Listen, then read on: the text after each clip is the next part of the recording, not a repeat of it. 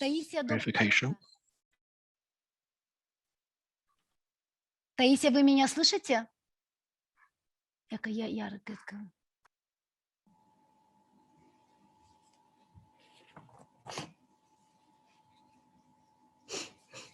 Sopa engleză mult bine?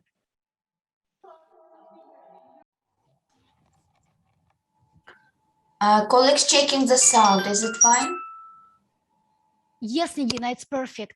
Okay, thank you very much. Can as well interpret, is that okay?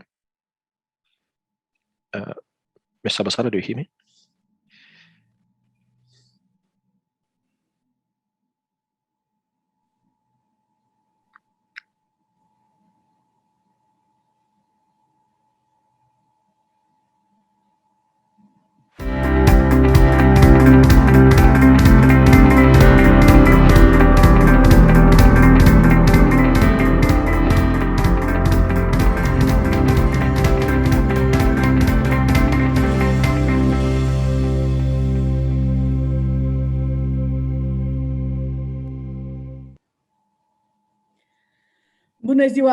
Good morning, dear friends. Today, the UNFPA from Moldova is launching the active aging indicator in Moldova within this conference, Active Aging and Digitizing the Elderly. Welcome everyone, all of those who have found the time to participate in this conference. Of course, it would have been much better if we were able to gather in a real physical space to host this event and to get to know each other better. But let's hope that we will get to the good times when this pandemic will be over. The sanitary conditions allow us today to do this only remotely so that we comply with the norms of sanitary protection. Health comes first, and our participants at this event, many of them actually are elderly, vulnerable population because of COVID-19 pandemic. Now, the authorities continue to bring us bad news because the number of cases of COVID is increasing and ask us to vaccinate. So today we have to protect ourselves. So we are working remotely. The organizers ensure the interpretation. Now we are also having interpretation in Russian and Romanian English. But please look for the language accessible to you, and only if you need to say something, this is when you will connect your microphone. Now, going forward, we will talk and we will understand that the elderly actually can be online, just as it happens at this event. We are happy with the presence of the beneficiaries and of the volunteers. I mean, I should tell you that they're all stakeholders in the event, and let me thank the organizers for that. We want to keep you focused today because we have 4 hours for today's meeting. Let us use them to our best interest, and let us hear everything that is presented today at this conference. And please, I remind you, you should only connect your microphones only when you need to intervene.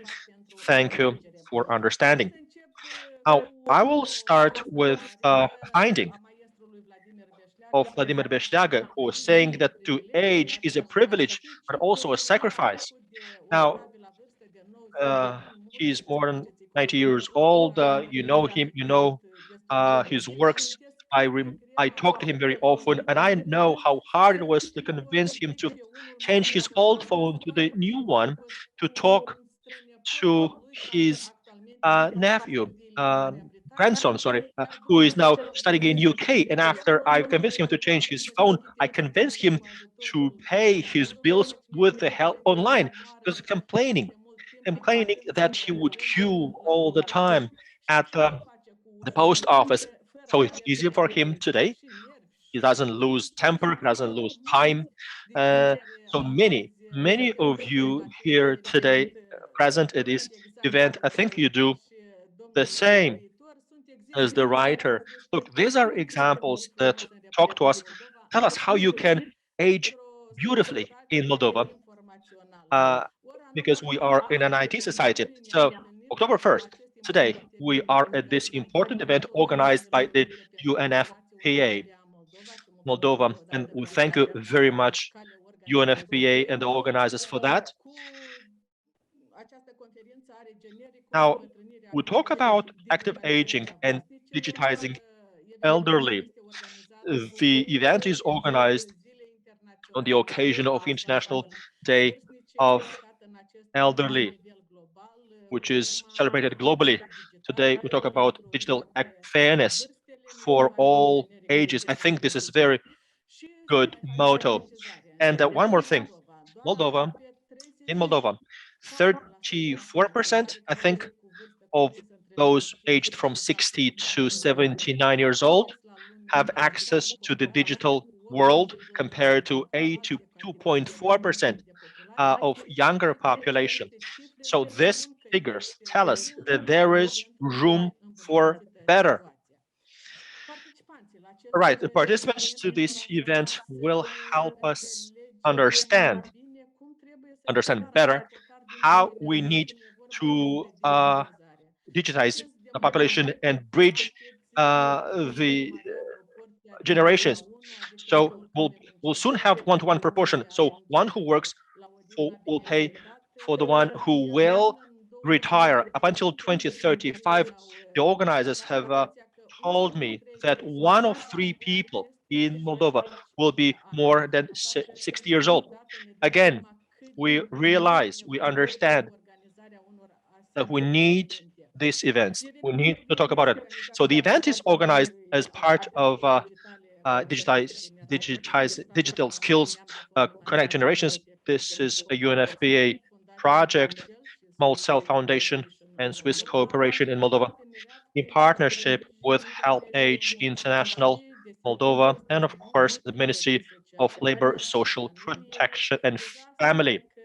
I think that the organizers have reached 16 municipalities, and there are 300 beneficiaries. I think some of them would like, and they can actually share their views if we have them here, but we'll talk about it a bit later. So the organizers have invited all of those 300 beneficiaries and about 85 volunteers, young volunteers, and some of them were able or will be able to join uh, as we progress.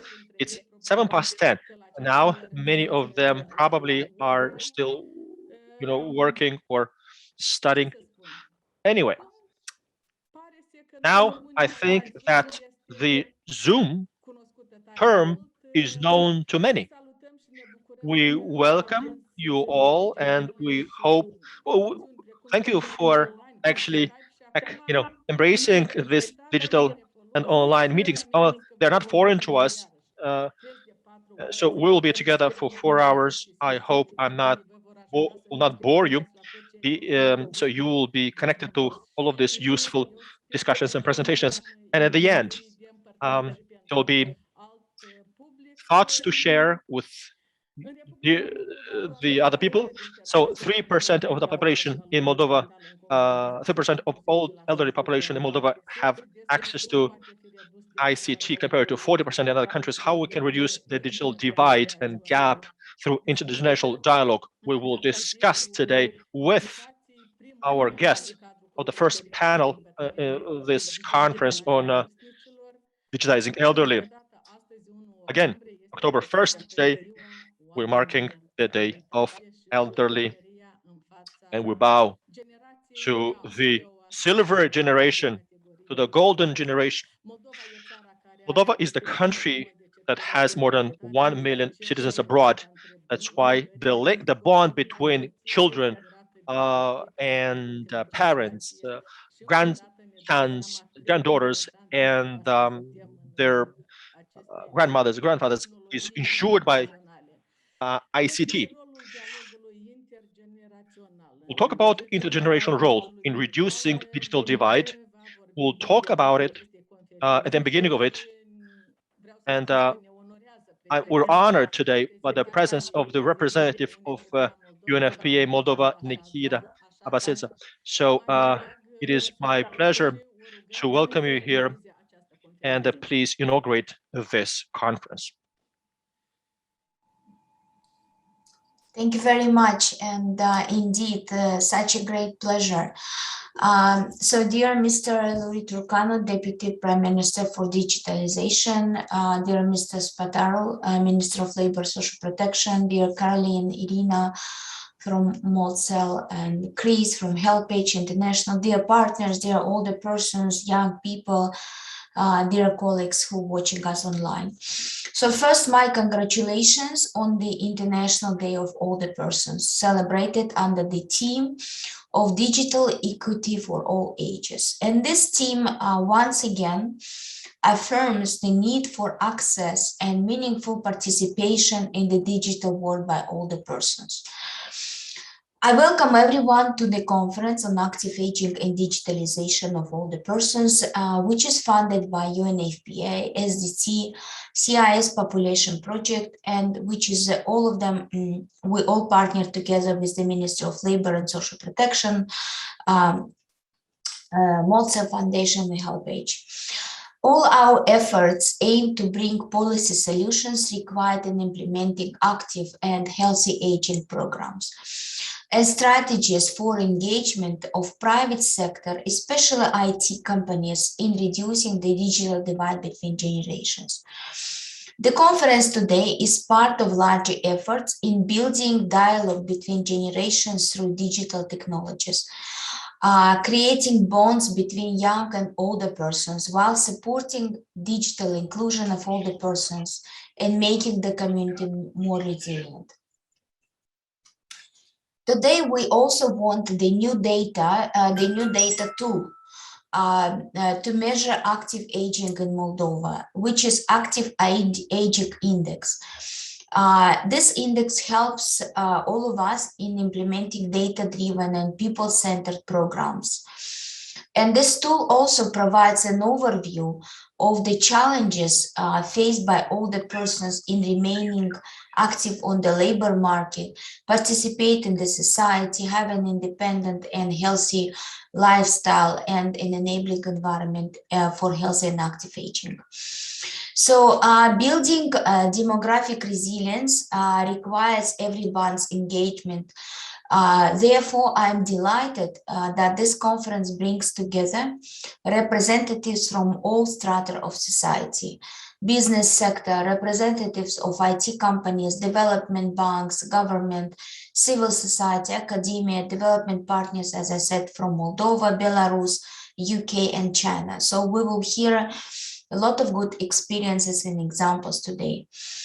As Moldova is going through complex demographic challenges, including population aging, migration, declining fertility, low life expectancy, we as UNFPA are ready to further support Moldovan government in building the society in which every person can fulfill its potential and dreams. So thank you very much for joining us for this conference and wishing all of us the most productive discussions today. Thank you. Over to you.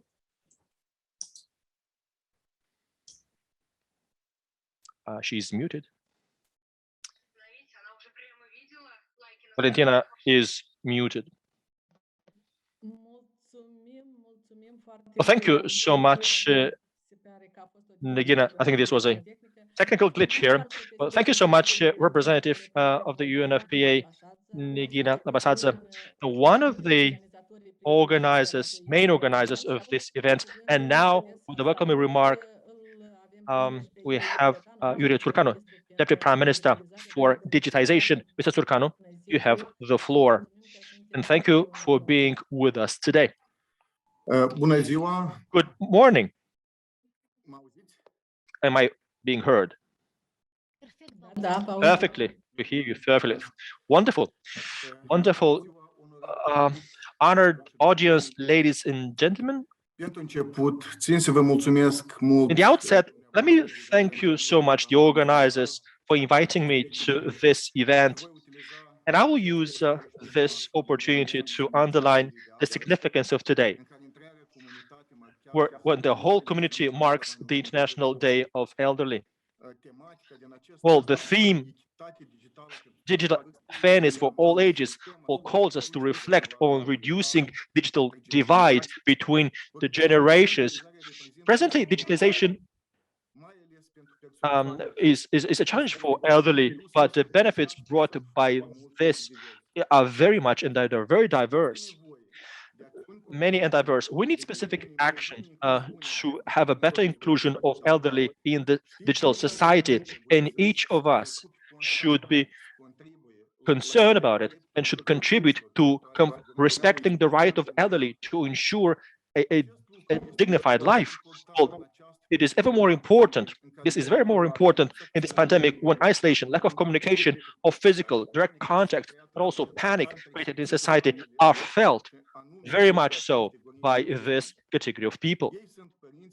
They are our parents, our grandparents. We have to be very conscious, very aware that if we invest today in them, when it comes to services, policies, state specialized programs, which we will be doing in this government, that, I mean, that will contribute to their life, a better life. Well, digitization shouldn't leave anyone behind. Well, this is a prerogative which is part of our action plan of the government when it comes to digitizing the society. I refer here to increasing the level of digital culture, creating skills, ICT skills, and reducing the digital gap among those categories of people that have more needs for support and assistance from the state, of empowered institutions and development partners. Now, I welcome this initiative today, and as Deputy Prime Minister for digitization, I declare my whole support towards this important project, and a necessary one for the whole society, but specifically for the seniors who are part of this um, digital literacy program. We have a disrupting digital agenda to revitalize the processes and provide services, and this objectives has to go hand in hand by creating digital skills, because these modern services should be assimilated and used largely by the whole society. Any investment of technology can be efficient only if it's doubled by relevant digital education programs. Only in this way the society will enjoy the better quality of life, and we will be in a real digital transition process. Well, what the government wants to do through the Ministry of Education and the assistance of foreign donors who who come with their support would be ideal for the people, elderly people, to be integrated in the digital world, to become active services of digital services, and to have the feeling that they belong to this society, to this modern society. The message, my message, should go to the beneficiaries of this project. Look, it is never too late to learn, and technology opens important inclusion perspective of connection, of communication and interaction with the outside world. At the same time, it is important to have bonds between generations. People have to be aware when it comes to the contribution of elderly to the development of this country and of the diverse ways to favor this contribution with our policies. Active aging teaches us to use our individual skills and capabilities to live longer, better, and together with different generations. If active aging becomes a reality for our country, then no one should be afraid of being old. Well, integration and participation of elderly in the socioeconomic and cultural life, consolidation of solidarity between generations is the precondition of balance in the society, which wants to be healthy, prosperous, and fair. Creation of a new society for all ages means that all the groups must have access to opportunities, including digital ones. Thank you. once again for inviting me to participate in this event with this message. And again, I'm open, the government is open to support such programs, to to involve actively in their successful accomplishment and include all of the layers of society, all the age groups, including elderly, in all the initiatives, digital initiatives that we promote. Thank you very much and have a good day. Mulțumim, Thank you so much, domnule Turcanu. Mr. Turcanu. Look, no one has to be afraid. No one should be afraid to get old. This is nice. Well, so it's important that you help us in this as well. We shouldn't be afraid to get old beautifully in this country. Thank you so much for this interesting speech. And now, the representative of the Ministry of Labor and Social Protection and Family, Mr. Pushka, are you here with us? The minister is not able to come here. He is in the parliament today, where they want to improve the legal framework, but hopefully by the end of this event, Mr. Minister will be with us. Now, do we have a connection with Mr. Pushka? Could you please intervene, sir? Yeah, hi. Good morning. Thank you for being with us. Good morning. Thank you for allowing me to speak today and to be close with the partners and participants of the conference. Indeed, unfortunately, Minister Spataro cannot make it at this point, for the beginning of this conference, because he's in the parliament, and I will come with a welcoming remarks from the Ministry of Labor and Social Protection of Moldova. Honored participants, honored partners, indeed, International Day of Elderly is a good opportunity to take stock of the importance of the contribution of the elderly in the development of the society and the need to raise awareness about the problems and challenges of aging. Century 21 is a century when everything becomes digital, because a lot of services are going online. I mean, those who are offline risk to be ruled out, excluded. So it is important, very important, that elderly uh, and young people, they should have an interaction. So that they should interact so that there'll be sharing of experience and skills, um, so that the elderly could also use technology. So the general purpose of a society for all ages is to encourage and to maximize or harness the potential of men and women as well during the whole life, including at the older age. It is well known that the bonds between generation, creation of these bonds between generation is the pillar which keeps families and communities together and which contributes actively to a more stable and prosperous society. Therefore, while of course, we have some issues in Moldova when it comes to life expectancy. Uh, it is now necessary that most of the people, the elderly people, should be able to access goods and services, and to be able to do this online or by accessing or by using ICT. And here we're talking about different services such as payment of patients, different allocations, um, benefits, and other services that are required by our elderly population.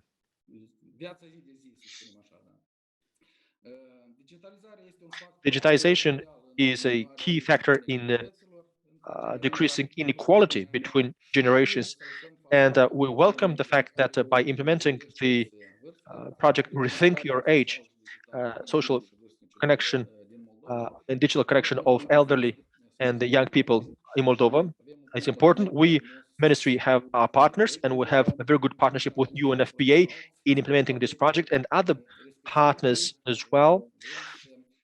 So we want to ensure a dialogue, intergenerational dialogue through the project. Now, one of the key objectives of the digitization of elderly is to keep the bonds with those who are exposed to the risks to be marginalized and isolated. So the ministry implements policies to promote the principle of active aging in cooperation with our partners, private sector and civil society. Also, within the small grant program of active aging, which is at the fifth edition, a number of NGOs have implemented activities to stimulate the creation of digital skills of elderly. At the same time, I should mention also the new action plan of the ministry, the area of active aging, that would include actions in this regard. Well, currently, it is vital to invest in human capital of all generations to ensure long-term economic growth and develop a inclusive society. We need to make sure that the actions and measures are coherent, and because there is people are getting older, and that affects directly and indirectly all the people at all ages. Thank you so much for this opportunity to speak and to send this message on behalf of the Ministry of Labor Social Protection. And let's wish ourselves good luck and all the best with this conference of today. Thank you, Ms. Ursu. There are some connection problems with Ms. Ursu. A elaborat foarte multe politici. Acum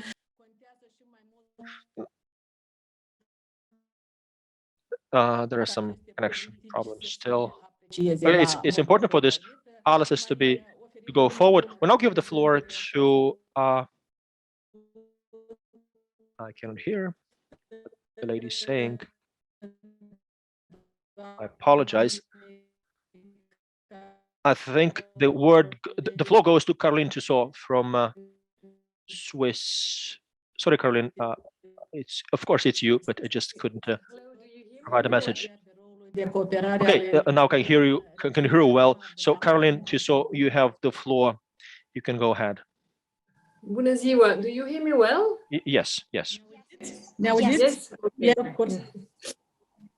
Dear Deputy Prime Minister Țurcanu, dear Secretary of State Vasile Kushka, dear Nigina, partners from HelpAge and Mozart Foundation, distinguished partners and participants. Thank you very much for the invitation on such a high-level panel and in honor of this day, which is a very important day.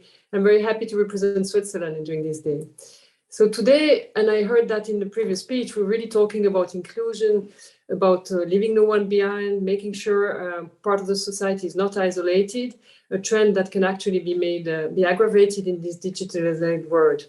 It's also about increasing contacts and communication between different generations and about perception as well as social cohesion. So very, very important topics for all our societies.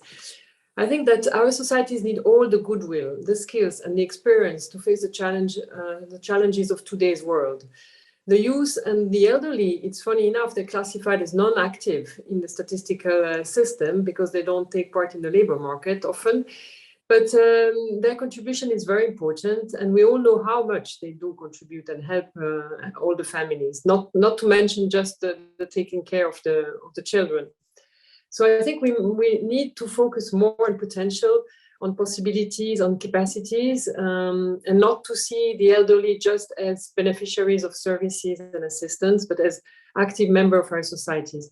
They contribute in many ways to the development of our society. They have much to say, they have much to share, and the perception is important. So perceiving them only as vulnerable people influence the shape the policies, influence the policies we make.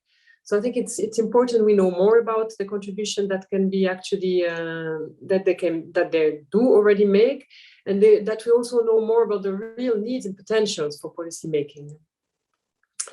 And in this regard, the development of inclusive and well-targeted national policies and assistance programs really need accurate, up-to-date and disaggregated statistics and a serious analysis of them.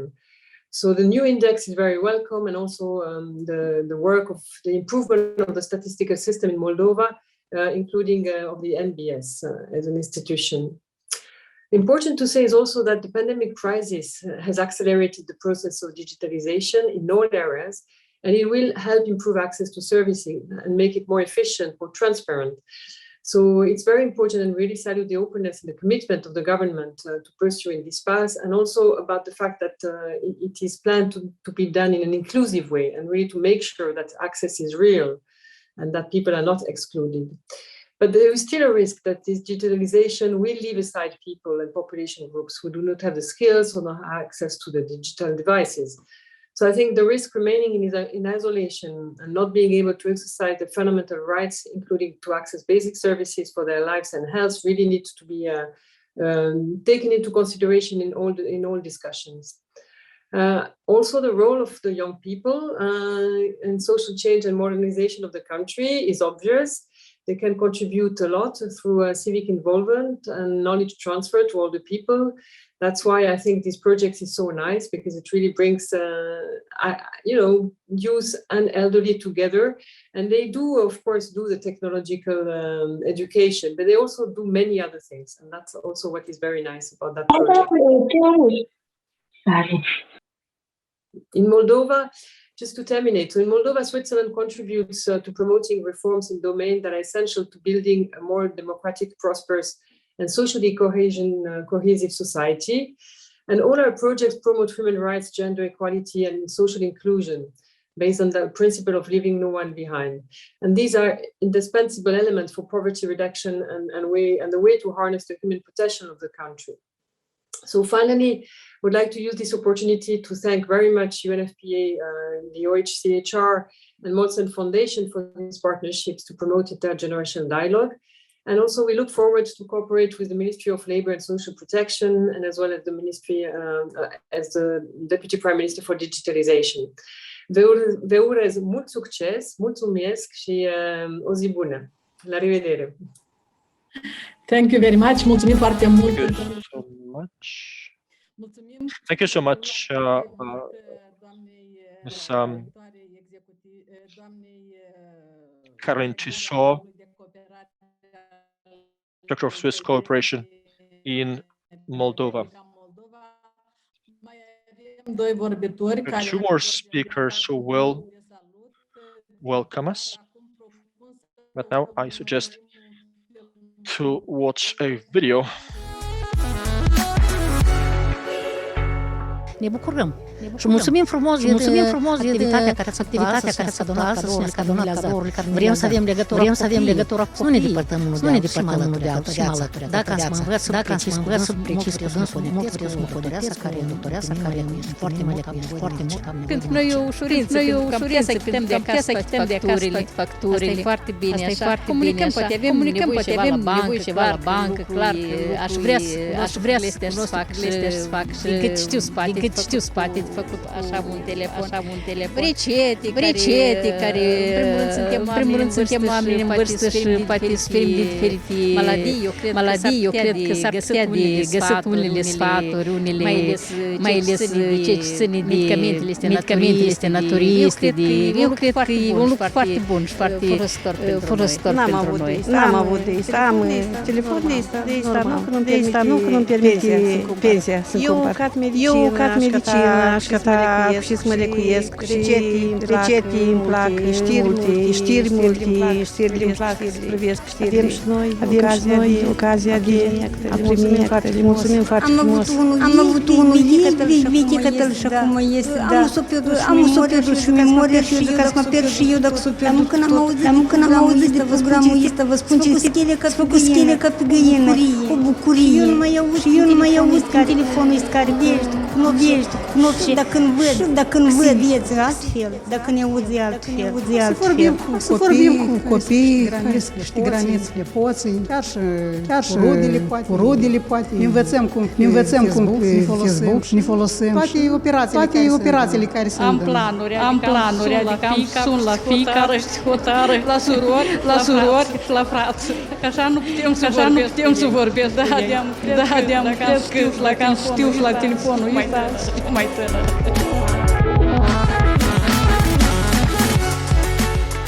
Am hotărât să devin voluntar pentru că vreau să ajut persoanele, să învețe modalități noi de a comunica cu persoanele psihotare. Dacă o să fie complicat, noi să găsim o modalitate mai ușoară, ca să este foarte greu să înveți un om în vârstă să folosească telefon, dar am și o bunică și am învățat.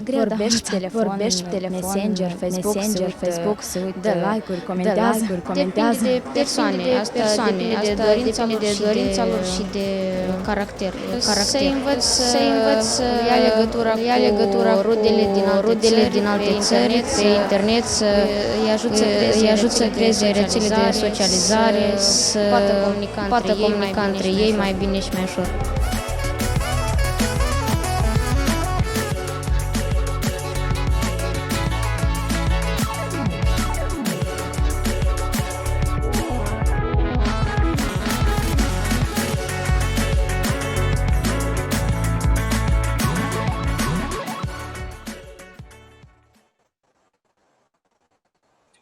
Mulțumim foarte mult. Problemele Thank you very much. I think that the digitalization problems are for everybody. Inclusively today, we can see that how access to internet is a requirement, and sometimes we can have some ad hoc aspects to take into account. That is why let's see how we can improve access to services for everybody and how we can actually help the young people and the old people to use this. One of the partners involved in this project is Small Cell Foundation, and we would like to offer the floor to Mrs. Ina Străjescu. You have the floor. Thank you very much, Eduard. Good morning, dear partners, dear beneficiaries. I'm so glad to see all of you connected to this conference. Congratulations with the International Day of the Elderly People. Today, from behalf of Moltsav Foundation, I would like to welcome you at the very first conference that is dedicated to the active aging and digitalization of elderly people in Moldova. Many have mentioned today that the elderly persons have become the most vulnerable during the pandemic time because they were not connected online, because not so many of them knew how to use the IT technologies, different apps that would have helped them to get connected to the entire world. And I'm so glad that together with our partners, together with UNFP Moldova, with Help International, the Ministry of Labor and Social Protection, Moltsav Foundation, we are contributing, all of us, to this digitalization of the elderly people in the Republic of Moldova based on a dialogue among generations. Our joint project of digital skills is connecting the generations between themselves. And this is based on the needs of our parents, of our grandparents as well, because actually all of them come to us, to children and to their grandchildren with different questions related to internet, to the telephones. And that is why we have decided almost 1 year ago to launch this partnership, to launch this project of digital skills connecting different generations.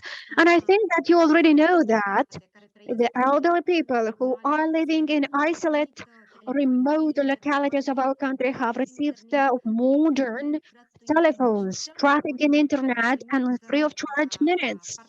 And also they are participating, and they have participated in different trainings dedicated to internet, digital world, online services, as well as different public services, social media, because all of this is provided by the young volunteers. It is very rarely whenever a project would actually have different components. In our case, we have this integration of the elderly people in the digital world and the dialogue between generations. And I'm so glad that together with our partners, we do all our best so as to achieve good results in these directions. I'd like to say that this summer, the foundation of Mozart has committed itself to provide trainings in relation to the use of the social media for the beneficiaries of our project. That is why we know already personally with many of you who are now connected at this conference. It has been an unforgettable experience. And as a result of this experience, I draw some conclusions and I would like to share these conclusions with you. First of all, the stereotype that the digital world is not for the elderly people, it's a false. Why? Because the elderly people from the Republic of Moldova like to be online. And we have seen this. They like to be connected online. They like to communicate on Facebook, on different social media. They like to make selfies, to post them online, to interact, to be active. And we are so glad of this because we have very many examples. For instance, Mrs. Natalia Otano, that we get connected on Facebook from Shoulderage, and we are talking so frequently on Messenger. Mrs. Maria, that is writing so nice poems. Now, she has a possibility to make a video with them and to post them on her Facebook profile so as to be well known not only by the district in which she lives, but the entire world. Yesterday, whenever at the launch event of the exhibition, photo exhibition dedicated to our project under the parliament, a beneficiary of the project has come up to me and said that she has no internet. And we saw that she has actually used the entire traffic. And for me, this is a success factor, a very important success factor of this project, because at the very beginning of this project, whenever we would have a look at the statistics on the use rate for the traffic that is provided on monthly to the elderly people, the traffic use rate has been very low, while now the traffic already is used even before the end of the month. So this means that our beneficiary already got integrated. This is a very nice result. The second conclusion is that the young people are benefiting even more from this project than the elderly people. And if you would ask me why, because they have access, but also they are doing their best so as to harness their knowledge, the know-how, because now within this project, their knowledge and their experience is being harnessed 100%. They feel themselves important. And this is very necessary. And this is a win-win for all people, because I have had this summertime at three teenagers. And I remember that after the first session, when they got into the car, they told me, so nice, so pleasant. We have talked to them about some elementary things, but they are so necessary for those old lady with whom we have talked to. So after the first session, they have been in all the 15 localities, and they indeed enjoy this. And this is a win-win for both, for young people and for elderly people. Maybe I'm very optimistic, but I have a dream for this project of ours to be multiplicated, to be replicated, and to get transformed into a global movement. And in several years, not even to have to deal with this topic, because it would not be up to date anymore for all the elderly people to be digitalized, to be active in the digital world, and for them to have a a life that will be active life, full of events, full of experience that this digital world is providing to us. And I think that together we will succeed to achieve this goal. And today within this conference, we are going to identify different ways of achieving this goal. Thank you very much for your attention. And I wish all of us a very interesting conference, and congratulations once again. Thank you very much, Mrs. Trajescu, the Executive Director of Moldcell Foundation. You said that until now you didn't have the internet traffic used up to the end. Well, be ready, because our beneficiaries already are trained. They already here present on Zoom, and I think that next month you are going to have a huge traffic use from them. Yes, indeed, I understood that we have to increase the traffic volume. Indeed. Well, we're talking about people, how we are connecting different people from different organizations, from different institutions. And we are so glad that we are having here as well the partners from the civil society. And we are talking here about the Help Age International, an international organization. And I would like to offer the floor to Chris McLever, who is the representative for Eurasia and the Middle East. You have the floor. Thank you very much, Edward. Esteemed guests, colleagues from partner agencies, ladies and gentlemen, my name is Chris McIver, and I'm the regional representative for Help Age International, covering the Middle East, Eastern Europe, and Central Asia. I'm delighted to be attending such an important event in Moldova on the International Day of Older Persons. Prior to joining Help Age, I worked for Save the Children for many years, and I've now worked for Help Age for the last 3 to 4 years. One of the questions that I've been struggling with is why organizations that work with youth and children and organizations that work with older people have separate programs and seem at times to have little interest in engaging with each other. After all, our research has shown that in many societies, older people are often responsible for the care and welfare of children when parents are absent because of migration or other factors, and that older people continue to play an active role in the life of their families and communities. So when this project in Moldova was brought to my attention by our country team in Help Age in Moldova, I felt that here was an exciting, informative, and creative attempt at bringing the two generations together. And what has struck me in the descriptions I've received from my colleagues in the Help Age country office of the work that has been done, and the previous speaker also referred to this, is the mutual benefits that come to both parties. Older people benefit from increased familiarity and knowledge of digital technology that allows them to access a wide range of services and information that is useful to them. But young people have also benefited too from an engagement with older people in terms of an increased familiarity with their culture, learning how to be better and more responsible citizens. And maybe it has also brought them the realization that at some stage in their lives, they will also be old in the future, and that the kind of society they live in then will be a reflection of what they contributed during the course of their own lives. At the same time, in providing a platform for older people and younger people to come together, this project, I think, has helped to address stereotypes and assumptions among both age groups.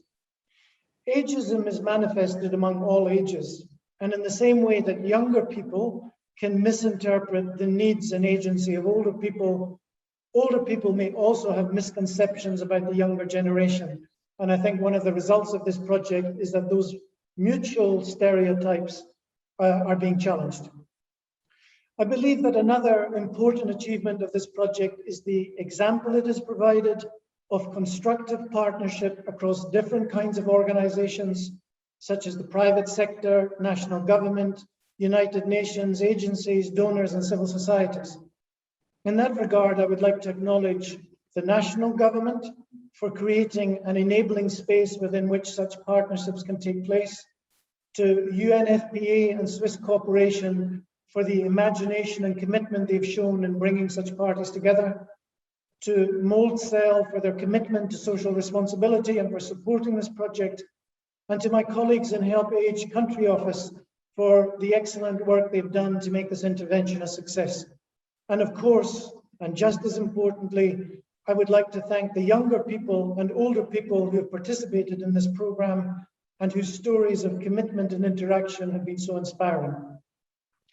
Finally, I think it's fitting and important that on this International Day, when we're celebrating older persons and the wisdom, experience, and contribution they have made and continue to make to their societies, that we are celebrating a project that reaches across the generations and reminds us that older people and younger people have more in common than any differences that separate them.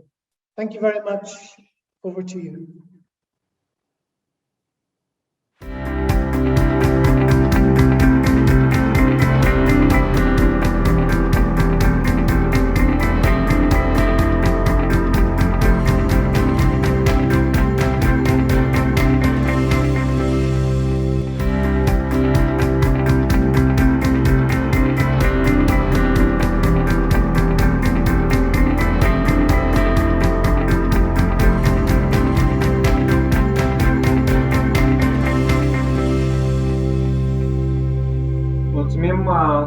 Thank you. Thank you very much to all the speakers from the first panel. And now I would like to invite Mrs. Valentina Ursu for her to start the next panel of discussions. Mrs. Ursu? Yes, indeed. Thank you very much, Eduard. So you see, in the era of digitalization, sometimes we have also some problems with the internet, but nevertheless, I really hope that we will have a perfect link further on. Thank you very much to all those present at the first panel. And now let's start the second one. And we are going now to talk about the perspective on the old age, active and healthy old age in Moldova, launch of the Active Aging Index. And now we are going to have a detailed information from behalf of Mrs. Dr. Mariana Vuciuceanu-Vrabie, and she is coming from the Center for Demographic Surveys. Good day, and thank you very much for being here with us.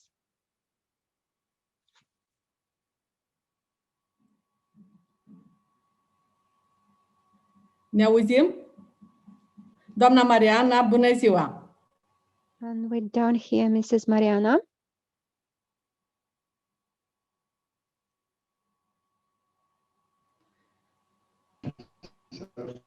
Mai încercăm încă o dată? Seems that there is a problem.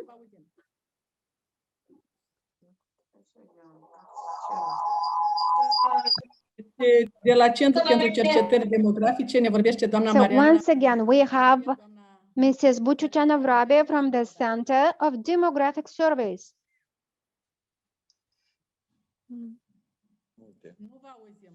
It seems that we don't have her sound, unfortunately. Încercăm. Doamna Mariana, dumneavoastră ne auziți?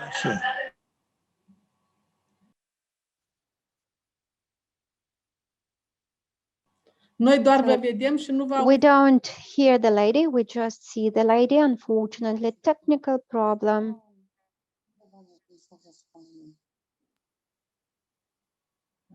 Mai încercăm să restabilim, poate totuși reușim să avem legătura și cu doamna Mariana Vuciuceanu-Vrabie. Nevasta asta.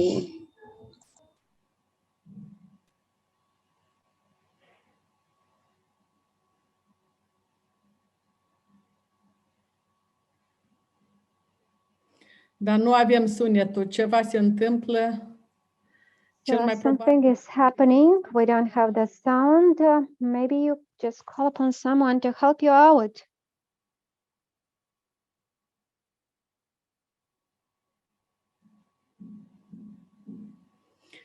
Îi rugăm pe organizatori să intervină. Please, organizers, help us in order to continue this discussion. Ne cerem scuzele de rigoare. Așa e. We are sorry for this, but it happens sometimes.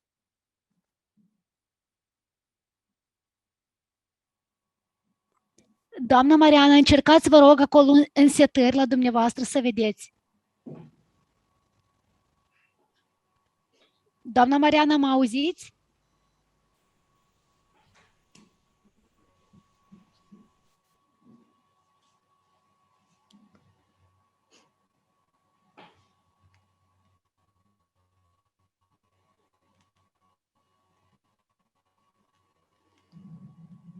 Doamna Mariana, mă auziți? Some technical problems. O apelez pe doamna Mariana. Doamna Mariana.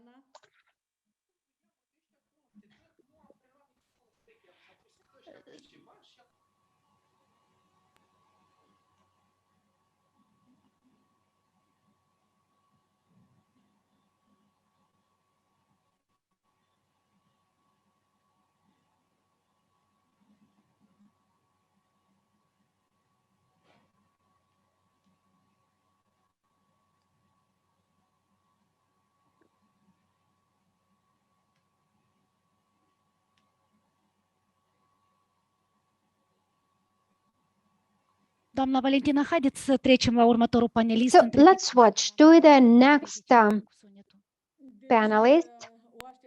So let's wait for Mrs. Mariana Bojuchanov-Rabie from the Center of Demographic Surveys for her to tell us about the active aging index from the perspective of a healthy and active aging in the Republic of Moldova.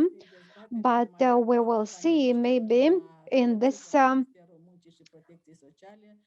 panel we are going to have 4 other panelists. And let's see if we do not succeed to establish the link with Mrs. Mariana Buciuceanu-Vrabie, I would give the floor to Mrs. Alona Crețu, the representative of the Ministry of Labor and Social Protection, for her to come in and to talk to us on the situation in this regards.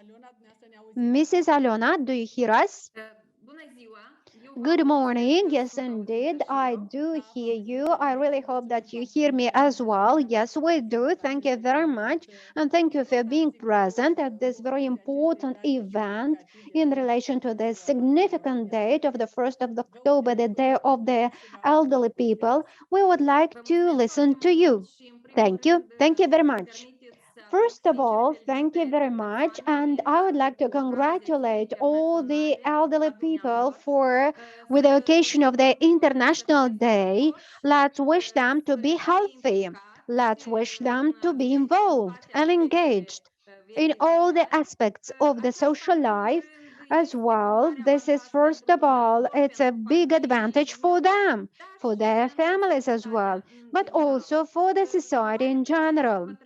Promotion of the principle of healthy and active aging is very important in all the sector policies. And this is actually a basic objective of the government and of the ministry and of our ministry, actually, that is dealing with carrying out policies on promoting active aging.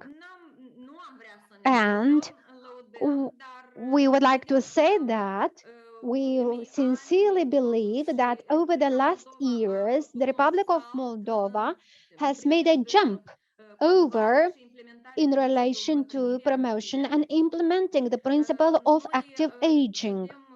We are now in our last year of implementing the action plan related to the implementation of the principle of active aging. Unfortunately, the pandemic time has taken us 2 years from our active implementation of the actions envisaged in the plan.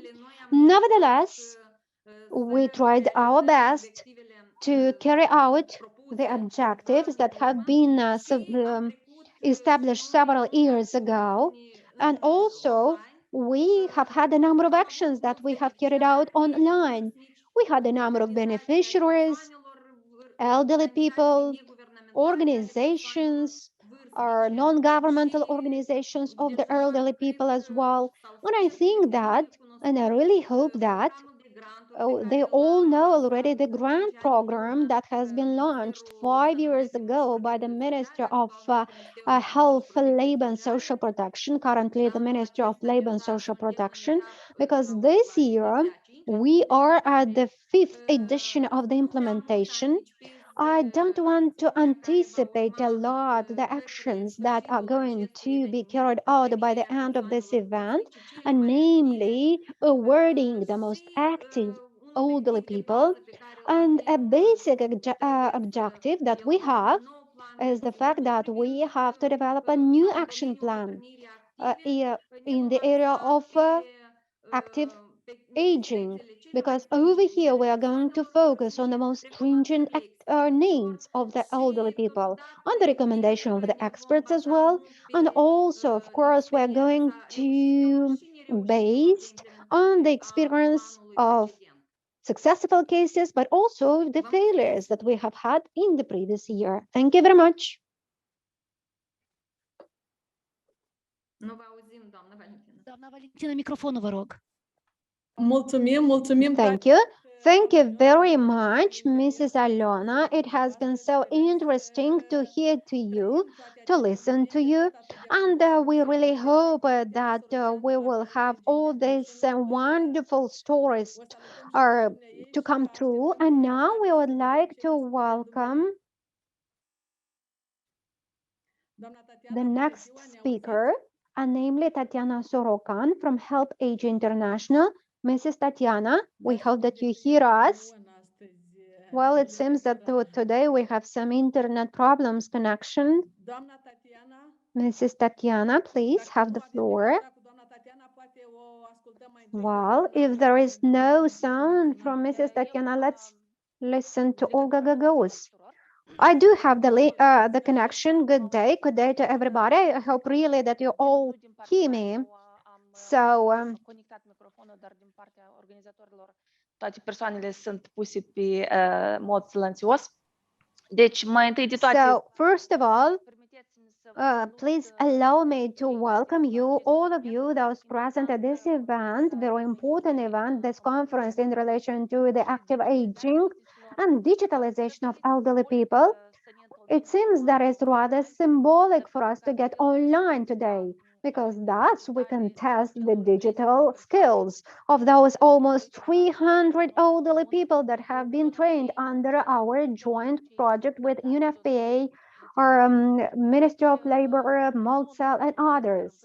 And last but not least, actually, I would like also to thank UNFPA for the fact that they have allocated time to us for presenting our vision in relation to the active aging index, because actually this is a very important area for Help Age International, and we really would like to mention that this area has been piloted by Help Age International Moldova since 2005, and we are so glad that we have positive results according to the survey in relation to the active aging index. For us, this subject is a key one, and it represents a key activity from our strategy up to 2030.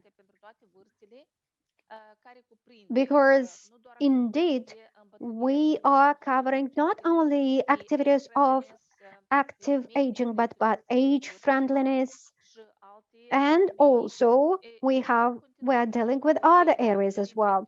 We will continue to come up with innovative ideas in order to support the government, the civil society, for the elderly people to have a healthy and active aging. I always repeat this statement, and I do believe in it. Although this is not always recognized, nevertheless, the global aging of the population represents a story of a big success of the human development. We are living longer, and this is a success. And it's up to us to make that every old person is going to enjoy a longer life expectancy, to have an older age that is going to be lived by them in safe conditions. Talking about the active aging index, because unfortunately we don't have the link with the expert, I would like to tell everybody that this indicator, this index, is an indicator of comparing the process of active aging among different European countries, and also in identifying strengths and weaknesses in the development of this process for each country. So, as the expert is going to tell us, we really hope that she is going to come back to us. So, the index is reviewing the different aspects related to the life of the elderly people, and also is establishing different types of barriers for the active aging and for the harnessing of the old age people potential. This concept has been developed by WHO in 2002, and this is a process of optimizing the opportunities for health, participation, safety, so as to improve the quality of life of the elderly people. Whenever we are talking about the active aging, we don't mean active from physical point of view. No, we are referring to the continuous participation in social activities, economic activities, cultural activities, spiritual one, and not only the capacity of being physically active or of participating on the labor market. So many people think that we have this concept, but no, it's not really like this. Whenever we say active, we see that the elderly people who are not anymore in the labor market, as well as those persons that have the disabilities, they actually can stay further on active, and they can have an active life even though they are not employed. So I really would have different comments in relation to this indicator and index, but let's verify. Maybe we have already the link with the expert, with the consultant. Maybe we will have now the possibility already to have the presentation. So let's see. If there is no link yet, no connection yet, so please tell me if we do have already the connection. Shall we continue?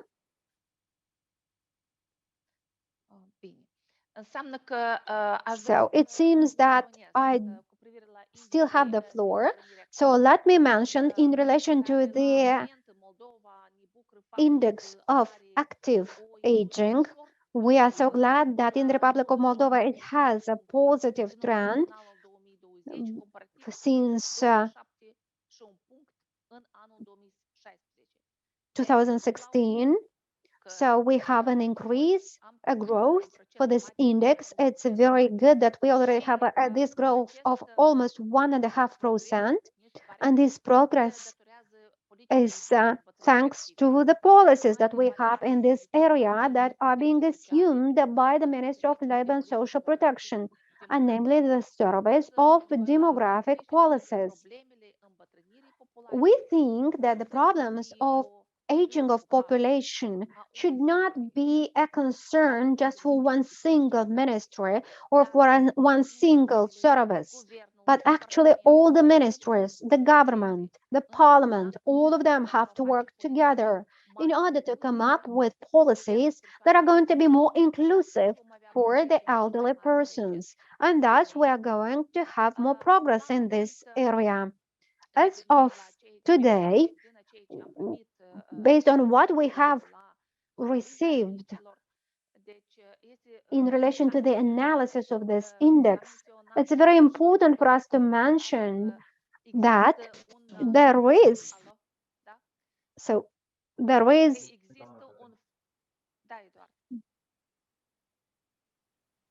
Încercăm să facem această legătură. Este foarte mult. Dacă puteți să închideți.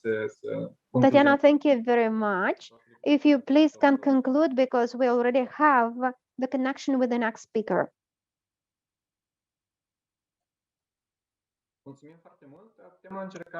Well, let's try now with Mrs. Buciuceanu, Brabi. Cer scuză, eu am fost, deci, dumneavoastră deconectați general pe toți participanții și m-ați deconectat pe mine. Eu nu pot de una singură să mă conectez, cer scuze.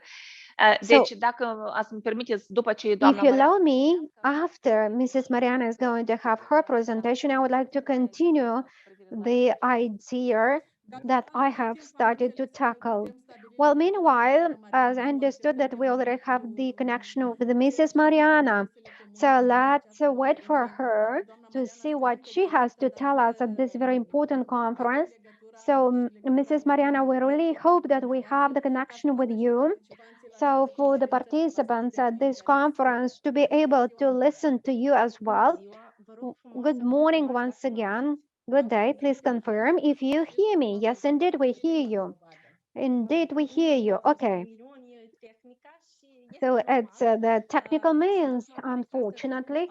So now I'm got connected with the audio from the mobile and video from the computer. So we really hope that everything is going to be okay. Yeah, okay. Good day to everybody, the audience, the participants, all those present online. I would like to welcome you, and please allow me as well to join the congratulations with this day of today, the International Day of the Elderly People. I would also to congratulate all the persons, including those who are here present today. You are a separate audience for us. We are very glad to see you over here. Please stay healthy and please be prosperous in many active more years. So I would like now, if it's possible, to share my screen. Thank you. So we are talking about the active aging index in the Republic of Moldova.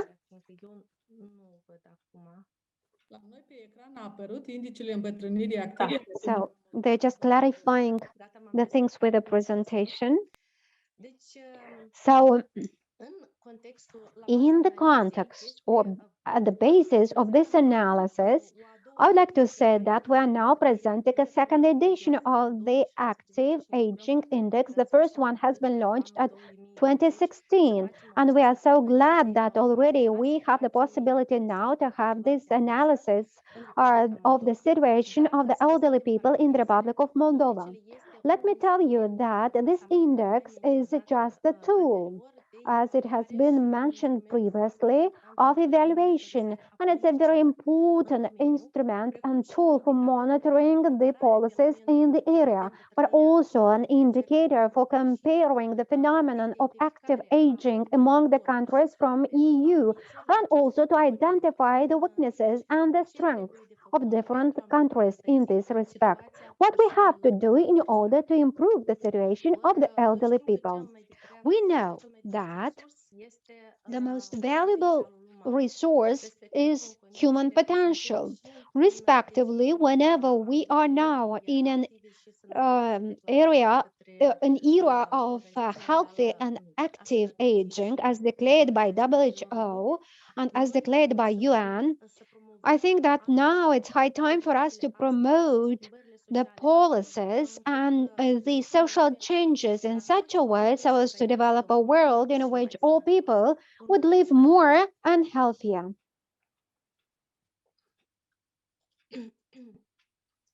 The demographic changes.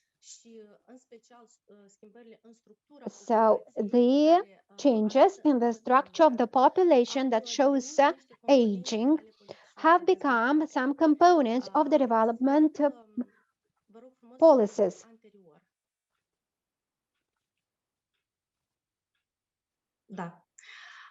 Trebuie să menționăm că populația... We should mention that the population of the country is aging, and this component should not be taken as something negative. We have to understand that actually aging is a success, that for our nation and for our world. But nevertheless, thus we also have the need to understand the challenges that we have with the aging of the population. In the Republic of Moldova, the process of demographic aging is more rapid as compared to EU states, especially as an of the emigration of the young people. The demographic forecasts that have been carried out within our center show that in the current conditions, if the number of population is going to get reduced further on, by 2030, the share of population of aged 60 years old and over will be of 58%. So at the same time, also will change the structure of the aging of population. The persons of 60 years old, it's going to represent 17% as compared to 8% that we have right now. The demographic aging index is being reported, first of all, to the population of 55 years old and over. It is a complex indicator that has 22 multidimensional indicators and refers to the components of social life for showing how well the potential of the persons of 55 years old and over is used, and also what would be the possibilities of harnessing this potential in future. Thus, all those indicators that are within the active aging index are segmented in 4 pillars, 3 of which refer to this current situation and also to the way how well the old population is being involved in the society, if do they have an independent life, safe conditions. And the 4th pillar is referring to the fact that we are providing some indicators under the 4th pillar in relation to the capacity of the country for having an active aging for its population, and if the country provides a favorable environment. Active aging in general, as Mrs. Tatiana was mentioning, is actually would be an aging in optimal conditions of health, as well as optimal conditions for having an active role in the society, as well as an active professional life. So also we are talking about the engagement and involvement in different civic activities and actions. Over here we have some words, very important ones, for you to understand that at the basis of the indicators that have been used in order to calculate the active aging index, we have used a number of studies, surveys, but unlike the very first edition from 2016, the index from 2020 is much more consolidated from the methodological point of view. Next slide, please. So, the active aging index, as it has been mentioned, this year it's already, we have an increase as compared to 2016.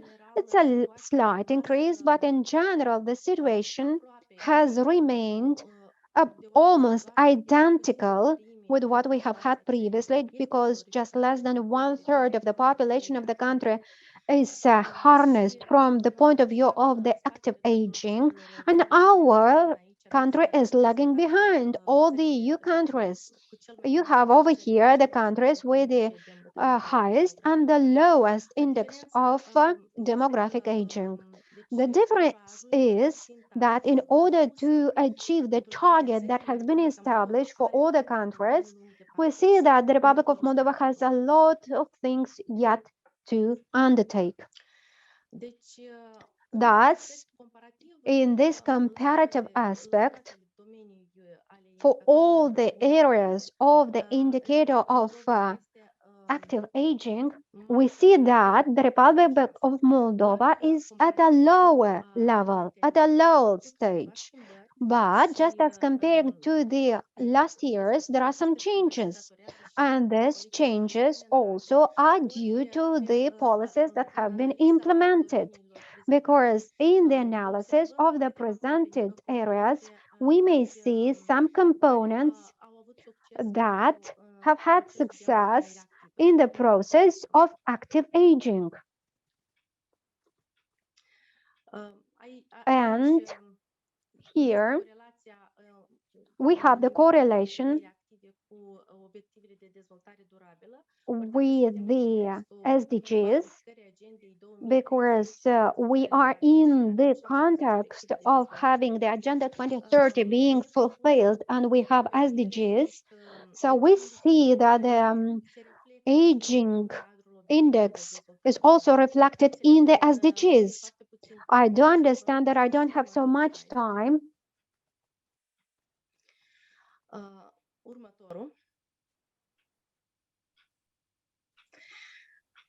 And now the next slide.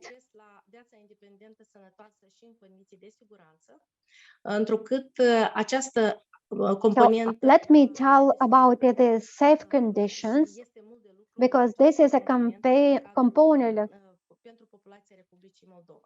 and we have a lot of work for the population of the Republic of Moldova in this respect. So the population of 55 years old is very vulnerable from the point of view of economic unfairness and economic unfairness, but also physical security.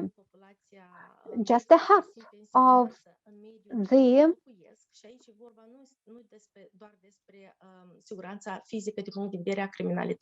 half of the older population are feeling themselves safe in the localities wherever they are living.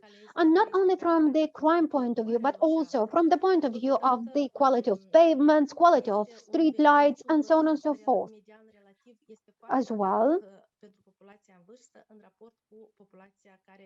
este până la 65 de ani. Deci diferența este we see that there is also a difference, a big difference in relation to the fact that the old population is perceiving all this difference in a different way. So all this difference also are deeper for the older ladies. They are much more disadvantaged and more frequently they have this physical and financial dependence.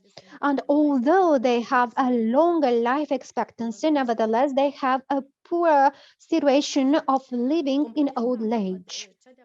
Now, the fourth component that actually is talking about the favorable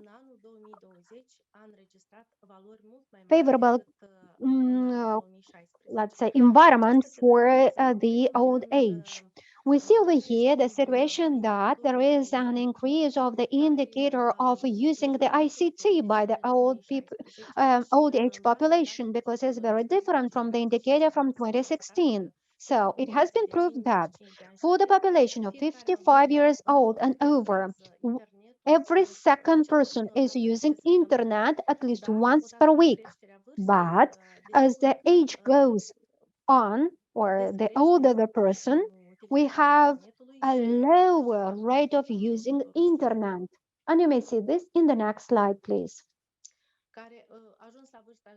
Because over here we see that we really have only 13% of the population of the older age using internet.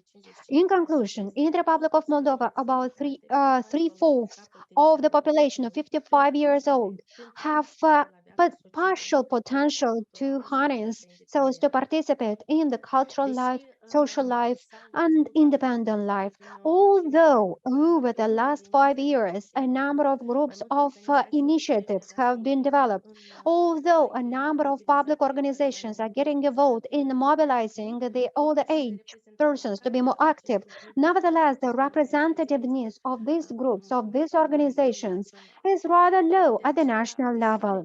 That is why it's very necessary to have many more policies, and these policies have to be adjusted, and they have to focus on some components in order to improve, in order to harness, in order to promote active and healthy aging in the society, and for this conduct, for this behavior to be a focus for everyone.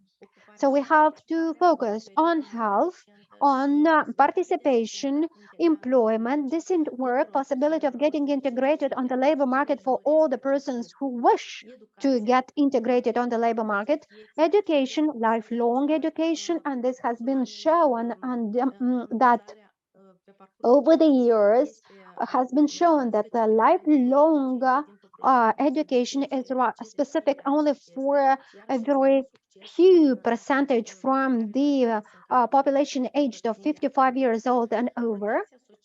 Also, let's not forget about adequate social protection for the population to have a high level of living and safety. Safety, or to be sure of in the day of tomorrow, to be safe in the environment in which I live. All of these are very important, and all of them have to be correlated with the SDGs from the Agenda 2030. I would like to thank you. What I wanted to succeed to provide to you, and unfortunately I couldn't because of different connection problems. I'm sorry for this, but during the discussion, I think that I will be able to provide you answers to different questions if there would be any. Thank you. Thank you very much, Mrs. Buchuchanov Rabia from the Center of Demographic Surveys. Very interesting information provided by you. I'm a little bit concerned with this fact. I really hope that the Republic of Moldova, by the end of the day, actually would reach the level of the other developed countries so as to be able to talk about some very nice index whenever we would mention about the aging in the Republic of Moldova. And now I would like to offer the floor to Mrs. Gagauz. Please, Mrs. Olga, you have the floor. Good day. I really hope that you hear me. Yes, we do hear you and we listen to you. So first of all, I would like to congratulate all the colleagues, all the elderly people who are participating today at this event with this International Day. And also, indeed, we see that these persons have a huge contribution in the development of the society all over their life, like participation on the labor market, growing up the children, and now active aging. And what I see today is that today we have this our presentation of the active aging index, and we have this event with the participation of a number of social partners, also of different participants in from civil society, from the government, as well as we have representatives from among the older people as well. So all of this shows that huge efforts have been undertaken all these years in order to promote the policy of active aging. Today, we may see that we already have very nice results in this respect, especially the consolidation of relations between generations, active participation of children, of youth, in supporting the older aged people in relation to their adjustment and adaptation to the digital world. As a representative of the academia environment, I would like to mention that we are undertaking all the necessary efforts in order to ensure all the ministers and all the decision makers with information, with analytics, with scientific data that would contribute to monitoring the processes of demographic aging and promoting the active aging. During this year, we have had a number of surveys and research. Our researchers have been carrying out a number of interviews with the older age people, and thus we had the possibility to provide scientific results that are so important for the decision makers that have been published and which can be used in this process of monitoring the situation and of identifying their strengths the weaknesses, and also correcting the policies in the implementation process. Once again, I would like to congratulate you with this event. Mulțumim foarte mult, doamne Olga. Thank you that so much. Now there is a video from the organizers.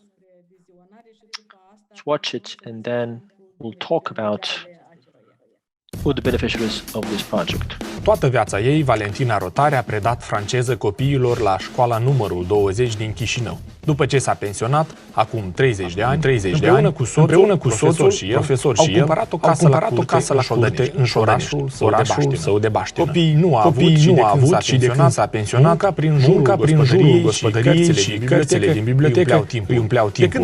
De când a decedat soțul, 6 ani, singurătatea a devenit o povară. A recitit cărțile de mai multe ori și s-a abonat la ziare. Cele mai bune prieteni sunt animalele din ogradă pe care le îngrijește. Îi lipsește activitatea de la școală, așa că astăzi, la cei 85 de ani, Valentina Rotare a trecut în rol de elev. Materia însușită, utilizarea telefonului mobil. Doamna Valentina face parte din cele 200 de persoane netate care, datorită parteneriatului dintre Fondul ONU pentru Populație și Fundația Molcel, au primit un telefon mobil conectat la internet pentru a face față mai ușor izolării sociale pe timp de pandemie. Mi s-a dat telefoane și parcă e un prieten. Măcar că nu mă pot descurca în transele, dar în timpul zilei mai învârtesc eu singură așa.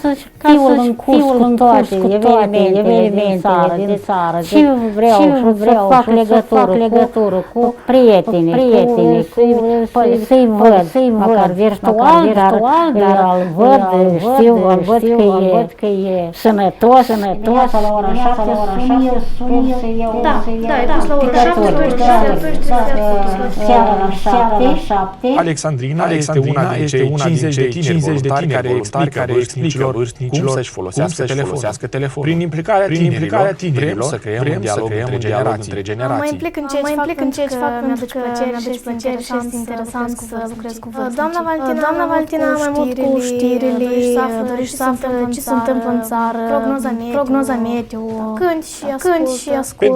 Pentru doamna Valentina care locuiește singură, tânăra voluntară nu este doar un rol de instructoare, dar și una din puținile persoane cu care comunică pe timp de pandemie. Statisticile arată că 13% din persoanele netate din Republica Moldova locuiesc singure. Când mă duc la doamna Valentina, știu că nu rămâne cu nimeni, dar rămâne cu telefonul și mai stă în telefon, să mai e cu una cu alta și uită de singurătate. Singurătatea asta mi-o face mai ușoară. Pentru mine asta e un cadou neprețuit. Și cred că și pentru toți bătrânii. Recent, UNFPA Moldova a încheiat un acord de cooperare cu Fundația Molcel privind incluziunea digitală a persoanelor vârstnice. All the persons in Moldova, only 3% of them are actually using digital, comparing this to 40% of the in EU countries. We will mobilize young people of the community who will support all the persons, teaching them the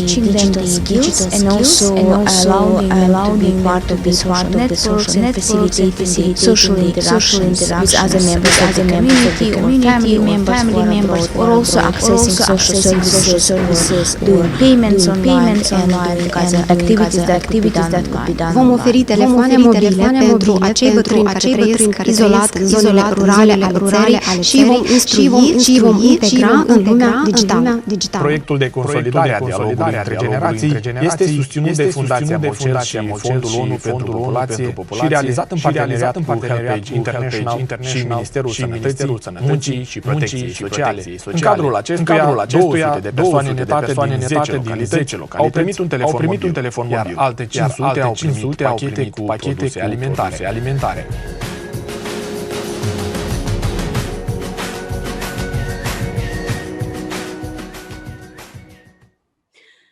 Mulțumim pentru Thank you acest for this video.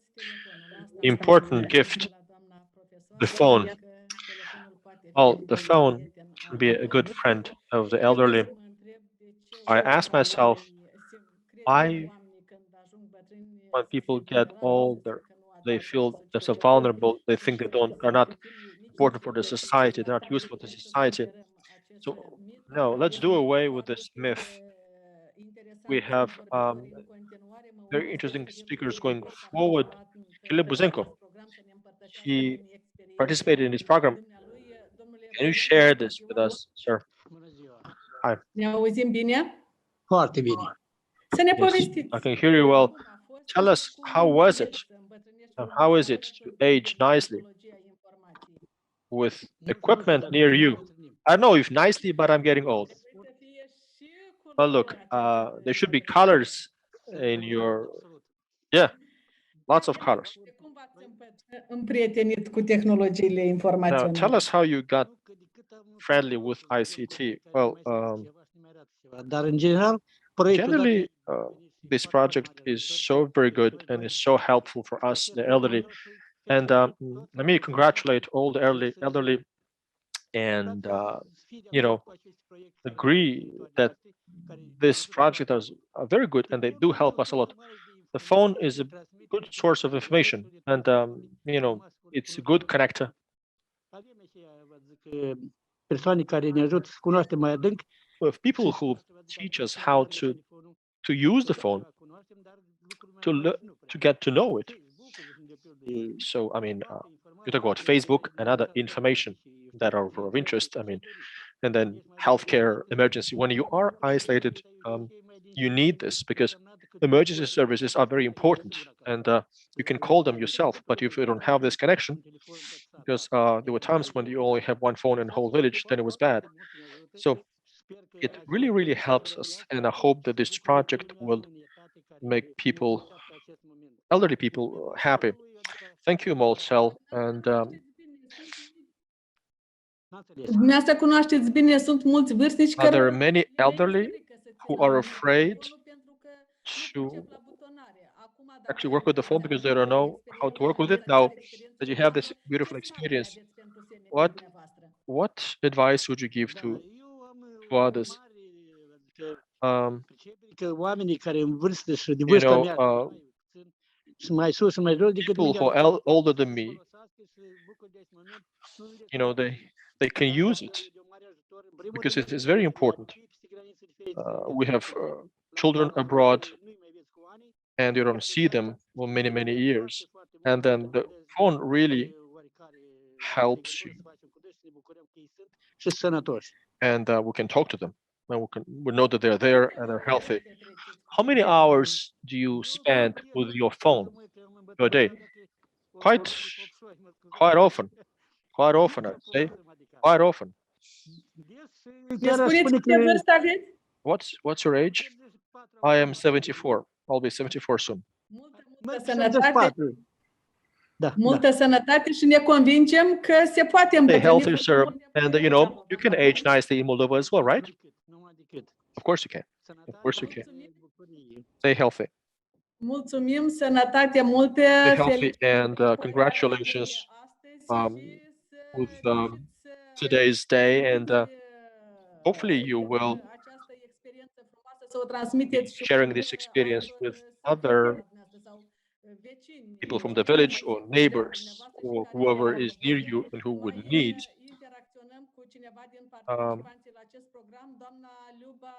this service. Luba Răcilă?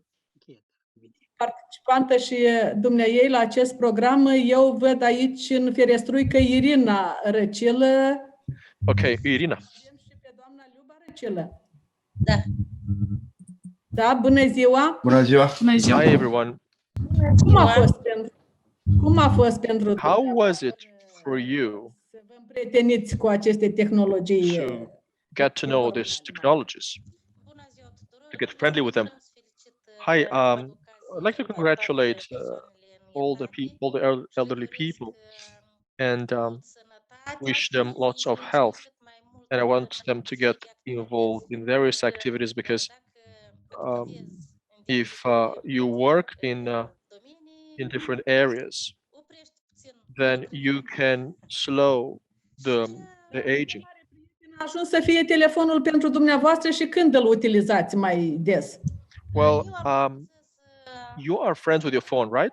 Right. How often do you use it? Well, I use it during the day because I participate in a I'm in a band singing folk songs. We'll look for songs on the phone. I pay my utilities over the phone. Because of the pandemic, I cannot go anywhere. I mean, I cannot go to the post office, for instance. And with my children, so your children are abroad or they're here at home?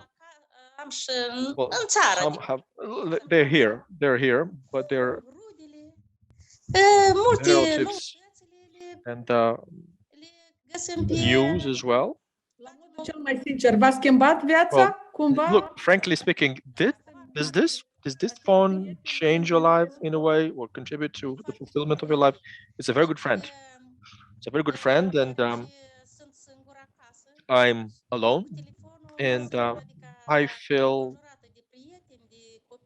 that I have, my friends, my children nearer because of the phone. And when I need something, I can call my friends, and then really, it helps me. Was it worth to organize this event today? Oh, sure. I'd like to thank all of those who thought about it. Pentru oamenii în vârstă, asta e un lucru foarte prețios, nici nu se discută. Well, this is very, very important. Thank you so much, Lubaricile. Now we have one more participant in the project, Yulia Ursu. Yulia, hi. Ne urmăriți de la început, de la ora You've been 10? with us from 10 o'clock, right? Nu Yes. You're not bored, I hope. I'm not bored. Right. You, again, you have experience that you can share with others. Let's see if this is something which is contagious. Of course it is contagious. This experience. Look, ever since I have this phone, I can talk to my grandson, granddaughter. Thank you so much for this. I have children abroad, and I can talk to them at any point in time. Thank you. And even weather or some other information. Where are your children? Ireland, Germany. How often do you talk to them? Well, I can talk to them in the morning. Well, I woke up in the morning, talk to my boy, and I'm here. I haven't seen him for 2 months. Oh, because they were home. Yes, they were home. Or did you travel to them? No, he came home, but still, I miss them because they are my children. Emoțiile sunt mari. Da. Și nepoței, am 6 nepoței. So I have 6 nephews. Considerați norocoasă fiind participant So do you think you're fortunate to be part of this program? Of course I'm fortunate. Of course I am. It really changed my life. And, because it's hard to go to them, even though my nephews are in the village, but, sometimes it's hard to walk. And then I can, talk to them over the phone. I know everything they're doing. Some are eating, some are sleeping, some are having fun. So it's good to know what they're doing. Well, I wish you lots of health, and I wish that you stay connected to all of those who are dear to you through this device. Yeah, thank you so much for the phone. Stay healthy, and thank you so much to Molcel. And I'd like to congratulate all the elderly from Moldova and from abroad to stay healthy and to be happy. Congratulations on this occasion. We discussed with the participants to this program, and now we can talk to the volunteers, Valencia Catane, if you're here with us. Să ne spună și ea cum a fost să participe la... So let's see, how was it to participate in these beautiful activities? Thank you for giving me the floor. I'd like to congratulate elderly who are present here today, even those from Moldova. on the occasion of this beautiful day. So we've had this beautiful experience with the beneficiaries. We really were able to grab their attention, and we were watching them, how they're looking at us, and they were very attentive to what we were explaining to them. Anytime we would teach them new things, they would look at us in bewilderment, saying, "Well, are we gonna be able to do this?" And we were also taught them to take pictures. And this lady said, "Well, how can I? How could I open the phone? How can I take pictures?" Because people will say, "Well, you're old. I'm old, and I should not do that." Well, I said, "Look, this is something normal. This is natural. I mean, you shouldn't be ashamed that you do it, because we young people do it every day. So why should others people look at you, give you strange looks that you take a photo?" Look, during this dialogue, young um, old people, elderly, are now having a new perception, new horizons. And of course, I have no regrets for having having been part of this platform, of this conference. So, look, young people, do they have enough, you know, Mulțumim foarte mult și pentru do you have like enough dedication to be near them, with them? Do you have enough time? Yes, we do. We do. So now we have Yuria from Molcel. Are you here with us? Bună ziua și mulțumim că Hi, ești Yuri. prezent Thank you for being with us. la acest eveniment, eu zic, frumos și I think interesant. very interesting and nice event. What is that you need to tell us? First of all, let me welcome all of the elderly, as well as our partners and our elderly friends. I'm very happy to be with you at this very positive conference, and thank you for the opportunity to participate in this project and to express my what I think about this project, because it's supported by Molcel and our partners. Well, look, the project is, a very important one, aimed at developing smart innovation for elderly. And I've heard during this conference you mentioned that they are getting older, but we from Molcel believe that that we should be able to develop them for them to become younger and not older. So that means that, and I believe that they would, with us, be part of the future, smart future that will help us work with them, talk to them, cooperate with them, and have this bond between generations, which unfortunately is weaker a bit. But I think my colleagues from Molcel believe that we, together with our dear partners, will be able to help them and guide them towards a prosperous future, and really be friends over the internet, and they should be new friends of the internet. Do you think you could convince more young people to get involved? Yes. Look, not convince them, but really, when I tell them about this wonderful project, young people, are saying, "Well, we'd like to participate." And I spoke to colleagues from my colleagues from school or from the university, who are they're fascinated with this wonderful project, and really, I have a lot of friends who participated together with me. So that means that the project is really a good one, successful one, which means that young people really want to get involved and help elderly today. Thank you, Yuri, so much. Well, people say that there is a conflict between generations. Well, this ICT, this could create friendship between generations.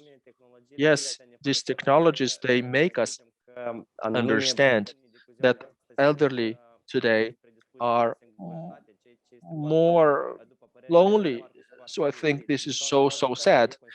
So I believe that it is very, very important that Multicell and our partners, we can provide these smart technologies so that they could interact with us. And because we know that they talk to their families, to their relatives, but we're happy that they can talk to other young people who and other people who share their views, and that helps them become more innovative informationally. So thank you so much. Now going forward, Irina Stăgescu will moderate, but again, we have a video that we want to show to you again. All right.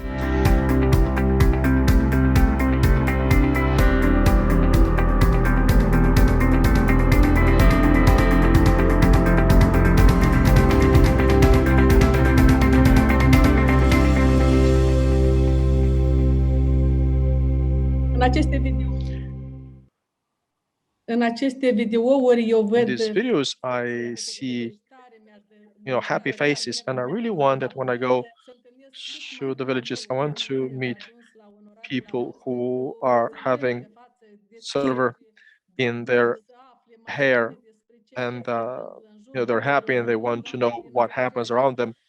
Irina, thank you so much to you. We followed you with interest in when you took the floor at the beginning. Now you will moderate going forward. Mulțumesc foarte mult, doamna Ursu. Într-adevăr, fețele astea minunate, luminoase, Thank ne you. arată ce înseamnă. These wonderful, beautiful faces show us what is active aging. Hi again, participants, beneficiaries, partners. Very happy to welcome you here. And I'm so happy to introduce the next panel. Now, there'll be very interesting participants and active participants in the area they represent. I'm happy to present Olga Tumuruk. She's the executive director of e-government agency. Marina Buzovy, she comes from the Association of ICT Companies. Vitalie Shanu, founder of Privesc.io and CTO of Vote Me Up. Sergio Rabi, he is the executive director of USAID Projects with Future Children, and Alicia Alexki, she comes from Belarus. Now, together with the participants of the panel, we will try. Of course, we will be able to find an answer to the following question. The question is as follows.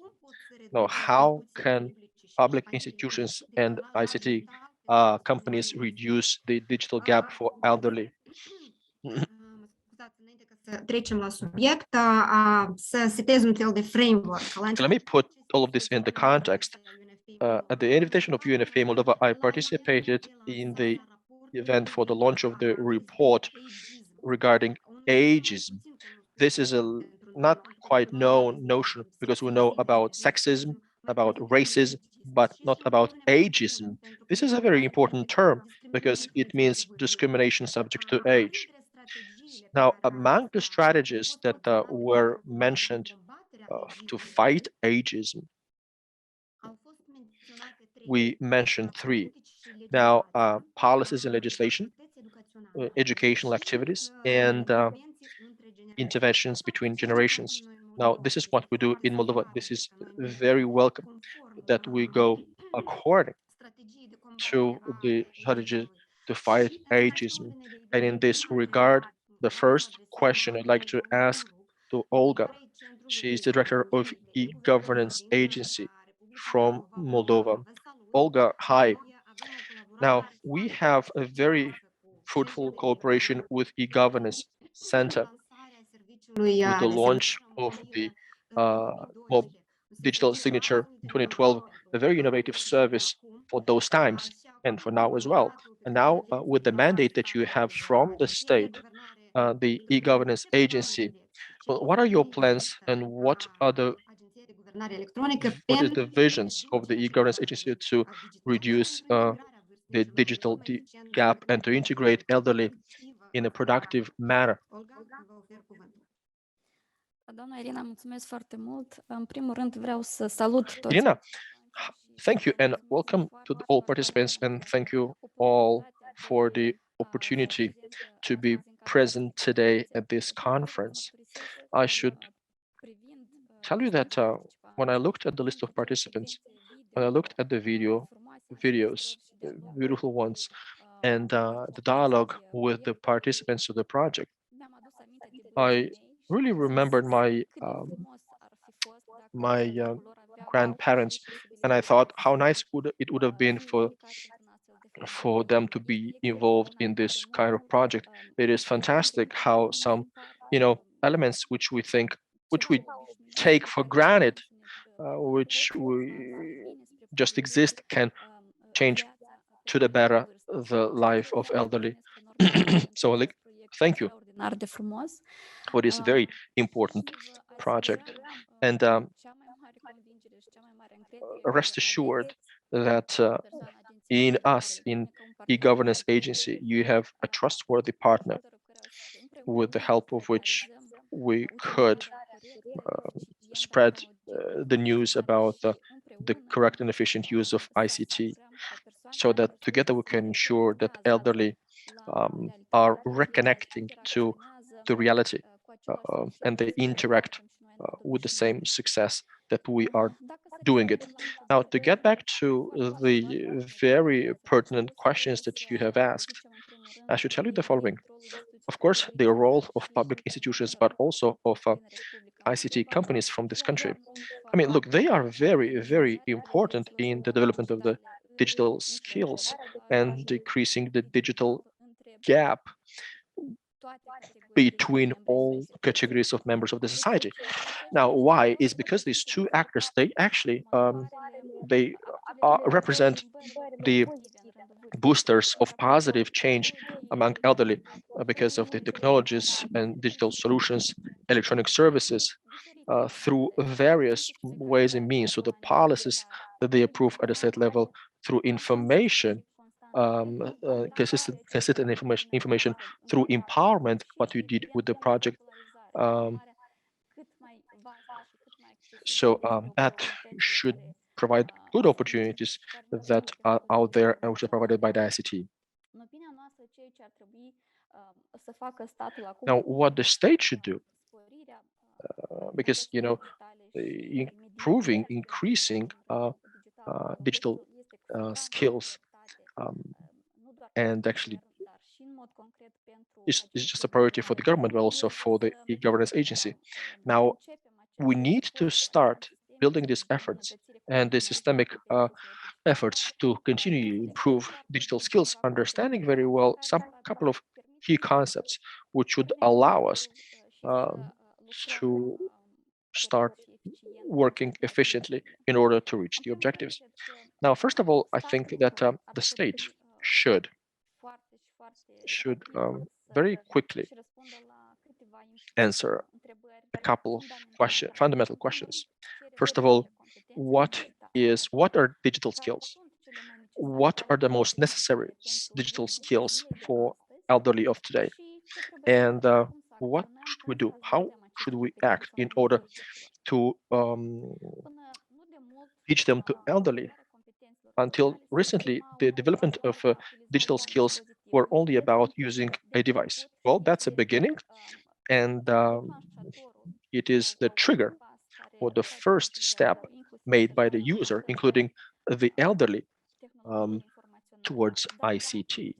But what happened lately and the way technology advanced and how they are part of our day-to-day life, of course, this changes the whole paradigm, and that they evolved substantially. They are much more comprehensive, and what we need to do is to act from this point of view. Now, digital skills means correct and efficient use of information and of data.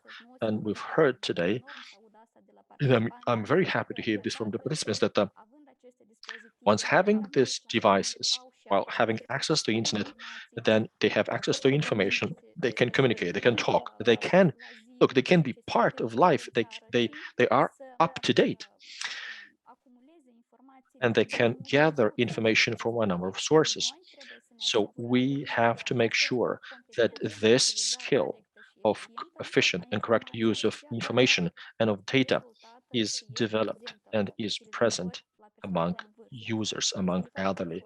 I mean, they should be able to correctly formulate the information needs, identify, take over the data or digital content and decide regarding the relevance of the information source and its content, and understand how they can store, manage, organize information that they benefit by using technology. At the same time, digital skills means communication and cooperation, and we can do that through our mobile devices because they offer the possibility to interact, to communicate, to talk to the dear ones, which is very positive. It's very important given the reality of this country when the dear ones are oftentimes not here. So we need to teach the elderly what applications, what they can use so that they would have an efficient communication with the loved ones and safe communication. They should not forget about their identity in the digital space or the digital reputation. Now, I was very happy to hear that the participants to the project are using networks in order to create digital content. You were saying previously that the participants who write poetry, they shoot videos, they post videos in order to raise awareness of their successes. So this is fantastic. Now, that means that we need to really focus on this and teach people to create, edit digital content and know how to improve and to integrate this information within their knowledge framework and skills. And really, we should talk to them about license rules or now, IT technology means safety, and that is an inherent component of digital skills. So one must really teach elderly of how to protect their devices, the content and personal data that they store on the device or in the online environment. And they should be aware of the impact that the technologies have and their usage on the social environment. Besides this, just to summarize what I said, I need to mention an important element that we need to intervene with the most appropriate needs for the elderly. And the way you've identified to work with volunteers is very good because besides the fact that elderly are learning, they also have a dialogue with young people, they are informed, and they can take over. They can take over from the enthusiasm of related generations of people. At the same time, we must understand that we can act from both parties. For instance, we lay the foundation of digital culture with children, and given the natural interaction, well, we can talk about also having digital skills with women, and we should cultivate and strengthen digital competencies such as safety online, digital hygiene among elderly, and of course these messages they will get through different advices to the younger generations. So given this natural dialogue between generations and this organic interaction which happens in the day-to-day life. Thank you so much, Olga. Is the state ready to be involved in this? So that is the message from the beginning.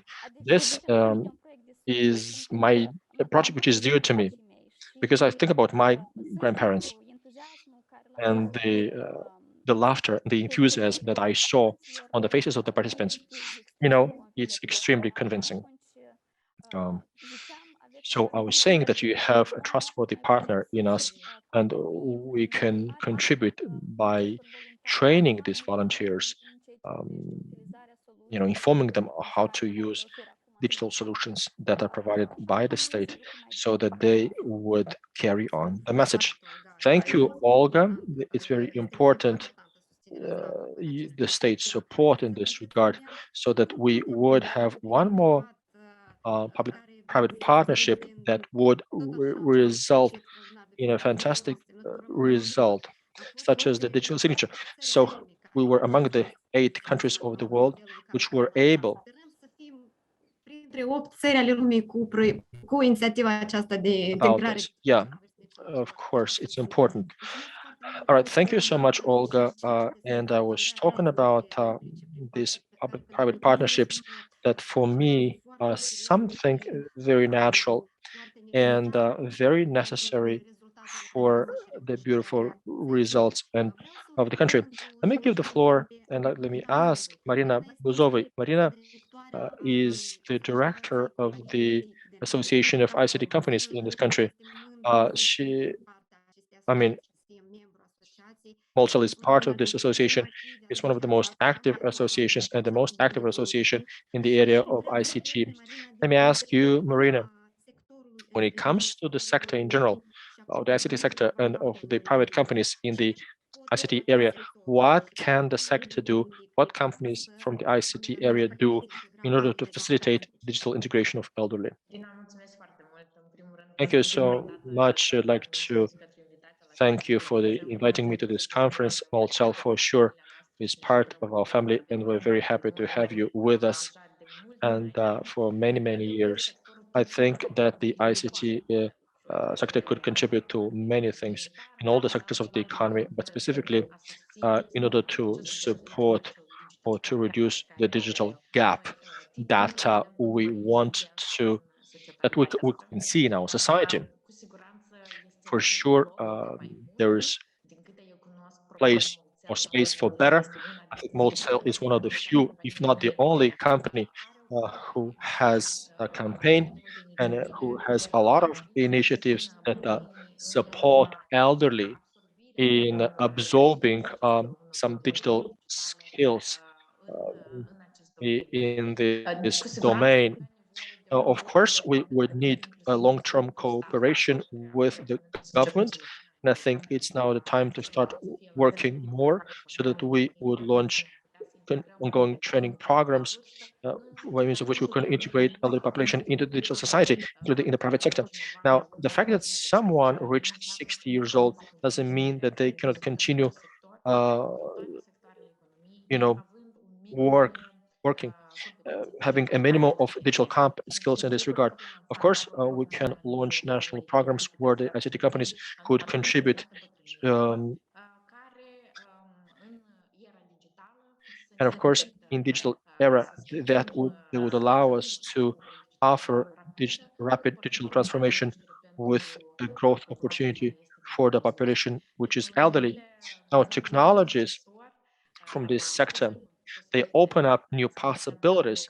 For instance, for the people to be more productive, to be connected with the families abroad. At the same time, they can maintain a separate independence and a more increased activity for the elderly, which was not possible until now. And we're talking about progress in the area of health. We are sure that the ICT can support technologies or online programming, or technologies can create jobs and inclusive lives, so that we would encourage the so-called silver economy, where the people which are more than 60 years old, they interact and they prosper. More than that, they would be able to get employment in innovative companies at the same time having a productive and healthy life. We understand that economic growth, long-term economic growth, at the same time, a sustainable economy is based both on the government, but also on industry, but also on people who contribute directly to the development of the economy. At the same time, we understand that in the years to come, up until 2050, at least 1 out of 3 people in Europe will be more than 60 years old. It means that now is the key time for us as private sector and the authorities. We should make some decisions, strategic ones, long term, so that we would be able to reform policies and have some cultural changes so the technology would be part of the elderly. Now, in 2050, we would like the elderly be able to work at the same time. Even if they don't work, they should be connected. And we as sector, we are ready to offer the whole necessary support. And if we talk about discrimination, and I was talking with you, Irina, that a lot is mentioned about discrimination, about all kind of discrimination, and very little is mentioned about elderly who could become that category um, um, of those who are directly involved in public digital services. So they could be part of the communication campaigns, and our elderly can and they know to use the technology. It's about a couple of steps that must be taken together. Um, so what we do now with volunteers is a very good example. And in the very short term, now I don't know how much it will take a volunteer to train an elderly, but I think it doesn't take more than 1 day, which means that in a month or two, and um, we can have remarkable successes in this regard, and the sector is ready to embrace any person uh, that is sufficiently open to interact with digital technology, but also to work in this domain. Thank you very much, Marina. Fantastic ideas. Ce mi-a venit, Um, avem in TechWell, we have these trainings for teenagers and children for programming. Maybe you could have some trainings for elderly of programming, basic skills in programming, which later on we could recruit them in the în general companies să ne for ajute them să to ne actually gândim din help us perspectiva oamenilor think from înghețați. the Ce ar trebui, perspective cum of elderly. How aplicații should the mobile applications look like, or those operational systems, from their perspective, to be easier to use those? Oh, thank you very much, Marina, for openness. And I'll get back to the idea about TechWell and programming. This is something într-adevăr, which și could help. Now, we talked about it from the perspective of the state. din domeniul TIC. Acum vreau să vorbesc din perspectiva individuală. Now, let's talk about from the individual perspective Din domeniul IT. of every developer or from the IT area. I mean, what they can do to facilitate digital integration of elderly. Now, let me ask the following question to Vitaly Eshanov, who is not only the founder of Prevest.eu of WhatMe app, but he is also a developer. He's a programmer. Vitaly, as far as you're concerned, what can every developer do individually from his viewpoint to facilitate this reduction of this digital gap among elderly? Thank you. Hi, Irina. I'm a developer of software, and I think I've done more than 20 or 30 applications and websites. And I've followed the videos that you showed today. And some of the people who were elderly people on the chat, and I've noticed, something which I like to talk to you about. There is something which is called accessibility. Accessibility.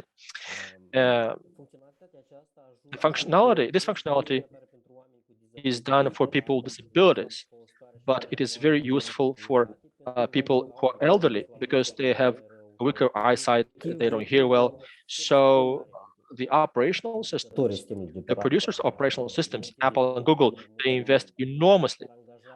Even they recruit people with disabilities who program these functionalities, and they offer them into their operational system. So here I see two problems. One, those who train people, educate people, they don't know about this functionality.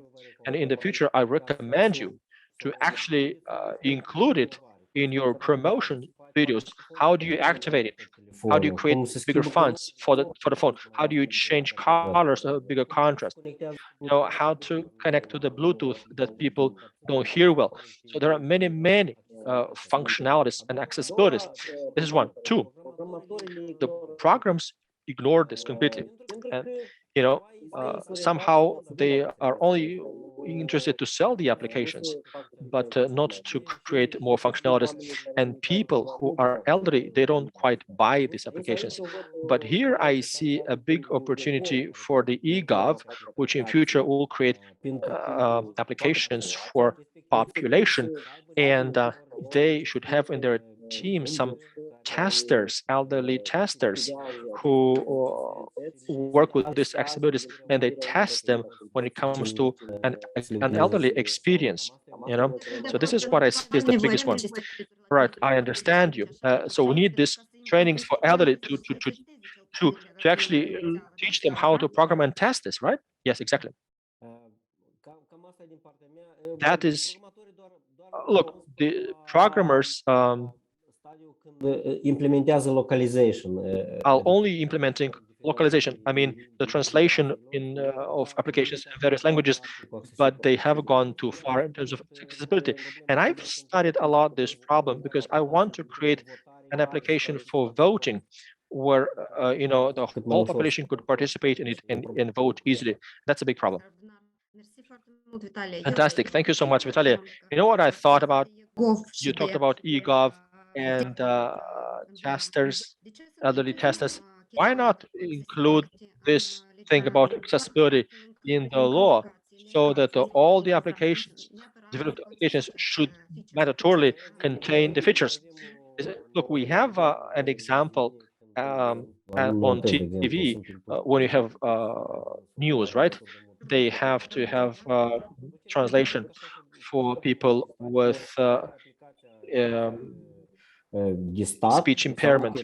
So if the application is made by the state, for the state, it has to comply with some accessibility requirements indeed. So this has to be very rigorously done. I don't know if that can be imposed on the private ones, but the interest of the private ones is for them to be adjusted to this requirement as well.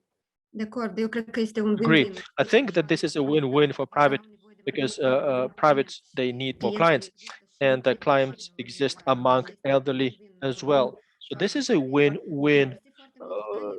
Thank you so much, Vitalia, for this very specific advice that can be implemented as of tomorrow, I think. Thank you. Thank you, sir. Oh, okay. Let's go globally now. Let me introduce Sergio Rabi, who is executive director in the Future Technologies Project at USAID. Sergio, let me ask you, when it comes to the development partners, and you are part of these communities that helps us, you're part of the strategic sectors of this country. Now, what can we do given the experience of more developed countries? Well, because Salutare, salutare. Da, mă auziți? Hi everyone, can you hear me? Irina și bună ziua Hi tuturor. Irina, thank you very much for inviting me to be present here with you. As it was mentioned, I represent Future Technologies Project funded by USAID Moldova, and this is a project which succeeds the competitiveness project which was completed this month. But in the new project, we will continue the activities from the previous project. And for giving the answer to you to the question, we should understand very well what digital skills will require, because there are digital skills to work and to work in to develop and to be part of the economic flows, or there are activities that are important to learn, to have fun, to communicate. No, we as a competitiveness project, which is a project for the development of the economy, we always focused in this project. We also focus on the development of labor force that would be part of the economic sector. I mean, the more specialists, the more staff with necessary qualification we have, the more developed will be the economy. And in this regard, all of our activities, because look, let me mention that the previous project was funded by USAID, government of Sweden, and UK government. The principle of non-discrimination is key. And in this, that is why all of our initiatives were developed without or in a non-discriminatory principle of gender, age, etc. And I should mention a couple of projects that have been initiated and they're successful. And even elderly could benefit from those. Now, together with Small Cell Foundation, we have helped the Center ArtCore to develop or create the ArtCore School. In the ArtCore School, it's not just digital skills, as Vitaly or Marina mentioned, but it's actually digital skills for design, interior designs, because not everybody has to be programmers, but people maybe want to become a graphic designer, or they want to have do some animation, or they want to write screenplays. So all of this requires digital skills. You know, hardcore trainings are open for all the participants. We have experience when at these courses we had elderly. For instance, someone has worked the whole life in a certain area, but after 6 years, he started or she started mixing music or videos or video blogs with mobile telephone. All of those are digital skills that are extremely affordable, accessible, and they can be taught in our centers. Now, one more initiative and project that will be launched now is Media Core. It's the digital media development, and it will have a very big component of training skills, training in the digital area. For instance, processing the sound, color, photos, all of these skills that are required for the media digital area will be available at this Media Core Center for Media Production. So, I mean, look, there is no restriction when it comes to age. Anyone can participate of any age and any training, any background. Now, you don't need to be a programmer to, and go through university to do programming. And another initiative is the following. It's called the Class of the Future. In this program, Classroom of Future, in the last 2 years, we have trained more than 20,000 teachers from schools. As it was mentioned by Olga Tomuruk, this is a natural exchange of knowledge between the young generation and the elderly. And we hope that through these 20,000 trained teachers, trained in 37 technologies and 40 digital applications which are used in education. They could be used both by the pupils as well as by the parents, grandparents, and the teachers. Sergio, thank you so much. These are very good examples, fantastic examples for active aging. Care iubim foarte mult, tot We la love that fundație. core, and now we can go and do some story writing, storytelling, design trainings. Why not? For elderly, this is a very good opportunity. Now, thank you so much, Sergio. Now, I'd like to introduce the following Now I would like to present our next speaker. This is Taisia Taisia Eletsky. Eletsky. Now I'd like to invite And I would Eletsky. kindly ask Taisia to tell us about a good example, because today with Sergey we discussed So the we were examples talking that can about be used for some active models, aging, examples if we that we can say can so. use for the Whereas active aging. Taisia, I And would I would kindly like ask to ask her Taisia to for her to tell us us about the based on the examples of model Belarus. from What Belarus, Belarus what did, they have done, what was what the was this excellent wonderful project which project that they have has been now introduced and implemented being introduced now with on in digital relation to literacy training for the older people. aged Taisia, the floor is person. yours. Thank you very much, Irina. Can you hear me well? Yes, we can hear you. Could you please place my presentation on the screen? Excellent. Dear friends, hello.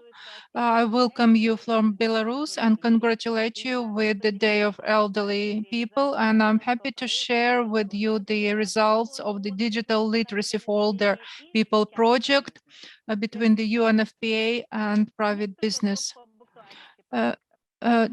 Belarus is the country of older people. 25% of population are pensioners, and it is difficult to imagine that only 41% of pensioners use internet. And as a rule, those are the pensioners aged before 65 years old, whereas those who are older than 65, they use internet at a very primitive level or don't use internet at all. Next slide, please. But we have to say that there is a great interest from the side of the older people towards learning the internet or how to use the internet. If we look at the figures, in 2010, there were only 2% of internet users among pensioners, and in 2019, 41% of internet users among older people. 34% of internet users among older people live in large cities, in the capital, and only 22% of elderly older people live in rural areas. 82% of people older than 75 years old, they have never ever used internet. These are our statistical data, and altogether more than 60% of internet do not know how to use internet, and they have no idea what internet offers, especially taking into account the conditions of pandemic situation, and that internet can improve the life of elderly people. UNFPA actively works with the private sector, and while searching for partners, we take into account the specifics of the activity and find common interest. And we also take into account the social responsibility of companies. Increase digital literacy and enable digital fluency while using mobile devices, especially smartphones, among elderly people to expand new opportunities for to improve social life.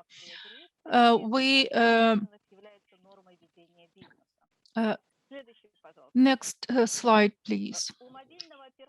Mobile operator didn't have enough expertise and expert knowledge to work with elderly people, and this is our strong point of UNFPA.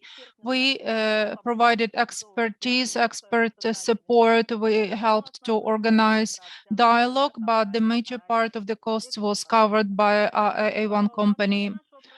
There are three big components which lie in the basis of our project. We have elaborated a guide for elderly people the guide will help to use the world of mobile technologies.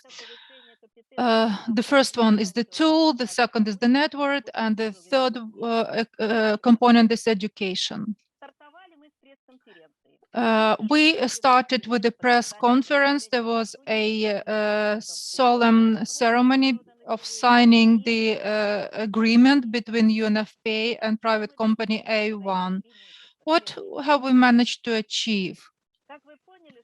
As you understand, the major efforts were for the development of tool, namely that was the guide or manual. The efforts were also in the area of digital volunteer network to train elderly people, old people, grandmothers and grandfathers. And the third component was educational training for volunteers. Just some data about the guide book, about the manual.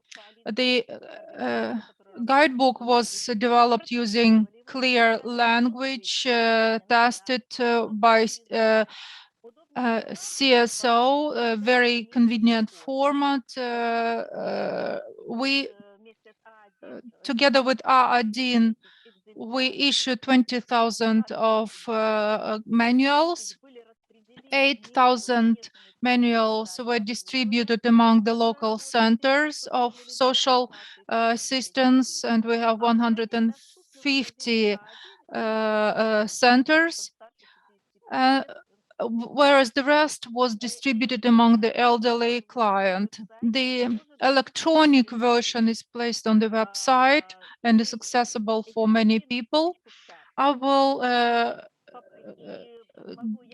will send you a web link, and I noticed that there are very many people among our participants who are 60 years older and more. So please ask your relatives to open this link and to show you the information. If we look at the content of this manual, the content is very useful because it helps elderly people to pay for services, to get in connection with relatives. Then there are issues that relate to the internet safety and etc. As to the digital volunteer network, digital volunteer movement, we can say that 861 volunteers joined this movement, and 3,665 old people thank volunteers online. 641 older people were trained by volunteers. Initially, we thought that volunteers will be namely the grandchildren or the children of elderly people who live nearby. And very many people thank volunteers for the support they had received. There was a contest organized for volunteers in 3 regions covered by educational program. And we provided very motivating videos. Why this video is important? Next slide. the third component about educational and trainings, educational programs, volunteers and social workers. We organized 6 online workshops in all regions of Belarus, and more than 600 individuals improved their skills on how to educate elderly people and how to improve digital literacy of elderly people. Next slide. The trainings were organized with the participation of volunteers, experts. The audience received practical knowledge and they learned the information on how to train elderly people and specific features of training for elderly people. We have plans to extend the digital volunteership movement. We plan to cooperate with universities, with educational institutions and many other youth communities. Next slide, please. Apart from that, the Ministry of Labor asked us to prepare a methodological book on digital literacy for social workers, which is on a daily basis, will be used by the workers. Next slide, please. To conclude, I would like to say that, of course, the project has very social importance. It's very significant from the point of view of training provided, and it also has potential for commercial success. Elderly people who manage to learn the digital skills, who gain digital skills, they become future clients for many commercial companies. And I believe that this will provide long-term sustainable development for the country and sustainable and responsible development of our society. Thank you very much for your attention. In the chat, I will send you a web link about our project and also a link to the video. I believe that will be interesting for you to watch both the video and get acquainted with the information on the link. Thank you very much, Taisia.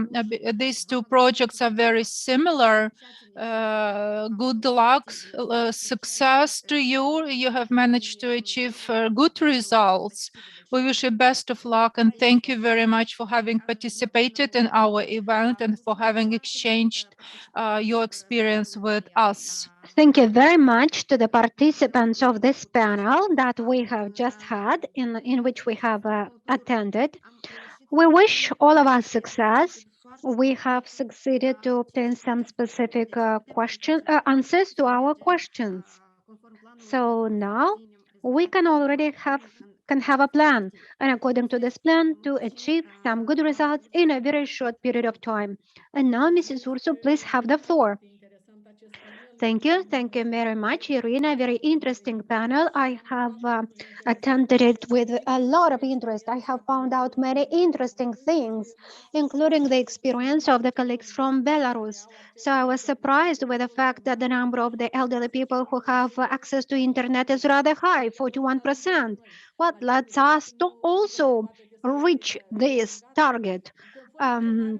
So according to the scenario, now there should have been a break. I don't know if we would make a break now. Let's go further, because indeed we have to end this conference.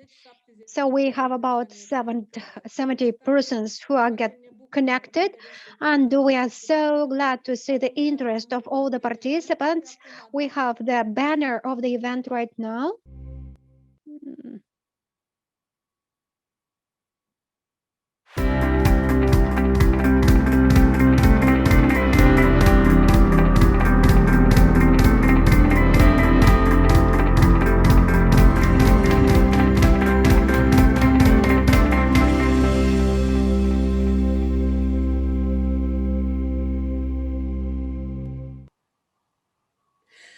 Dragi prieteni, continuăm să fim prezenți. Dear friends, we continue to be present at the event that is dedicated to the elderly people that is being celebrated today, the International Day of the Elderly People.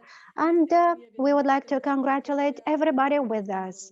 This is an event within which UNFPA is launching the Active Aging Index in the Republic of Moldova.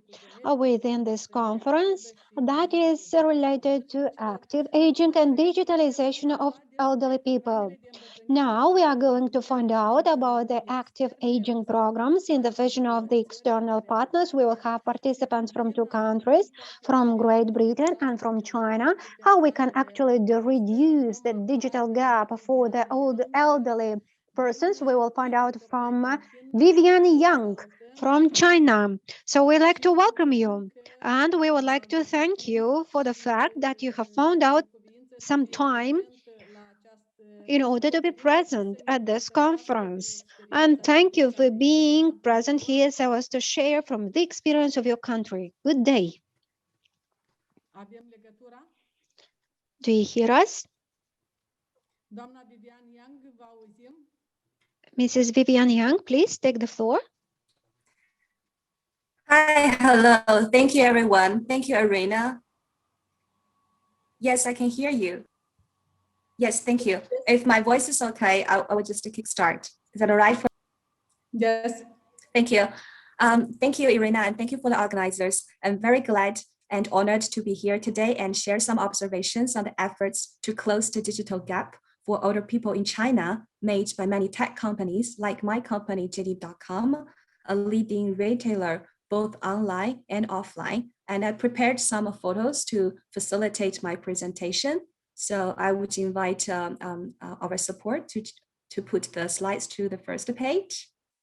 Thank you. And then maybe the next page already. So China is a country with a rapidly rising aging population. Around 2022, China is projected to become an aged society with 14% of population above 65 years old. That's around 200 million people. It would typically take nearly 100 years for many countries to reach this stage, while it will only take 21 years in China. What's even more staggering is that by 2050, 30% population of the country will be above 65 years old, reaching 380 million people. As many young people have embraced the convenience of digital technologies such as online shopping, car hailing, digital payments, and telemedicine, but many elderly without a grasp of the latest digital knowledge are at Next page, please.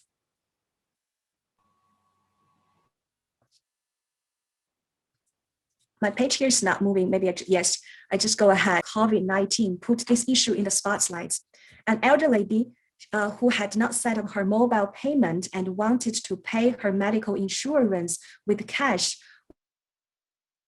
was refused due to concerns that her cash might be carrying some virus. Another elderly lady had to be held up by her face in the ATM at the bank machine. The photo went viral on the Chinese website. In another case, an elderly man without a phone was asked to get off the bus after failing to show the driver his health status code via the app used at all public places in China. These incidents are stark reminders of the widening digital gap for the elderly. Next page. And China has underwent rapid transformation to digitalization. On the one hand, more and more older people in China are getting access to the internet, partly thanks to the push of the pandemic. On the other hand, there are still about 50% people above 60 years old who have not been very familiar with the trend. The Chinese government issued plans in November last year to help elderly people overcome barriers to using smart technology.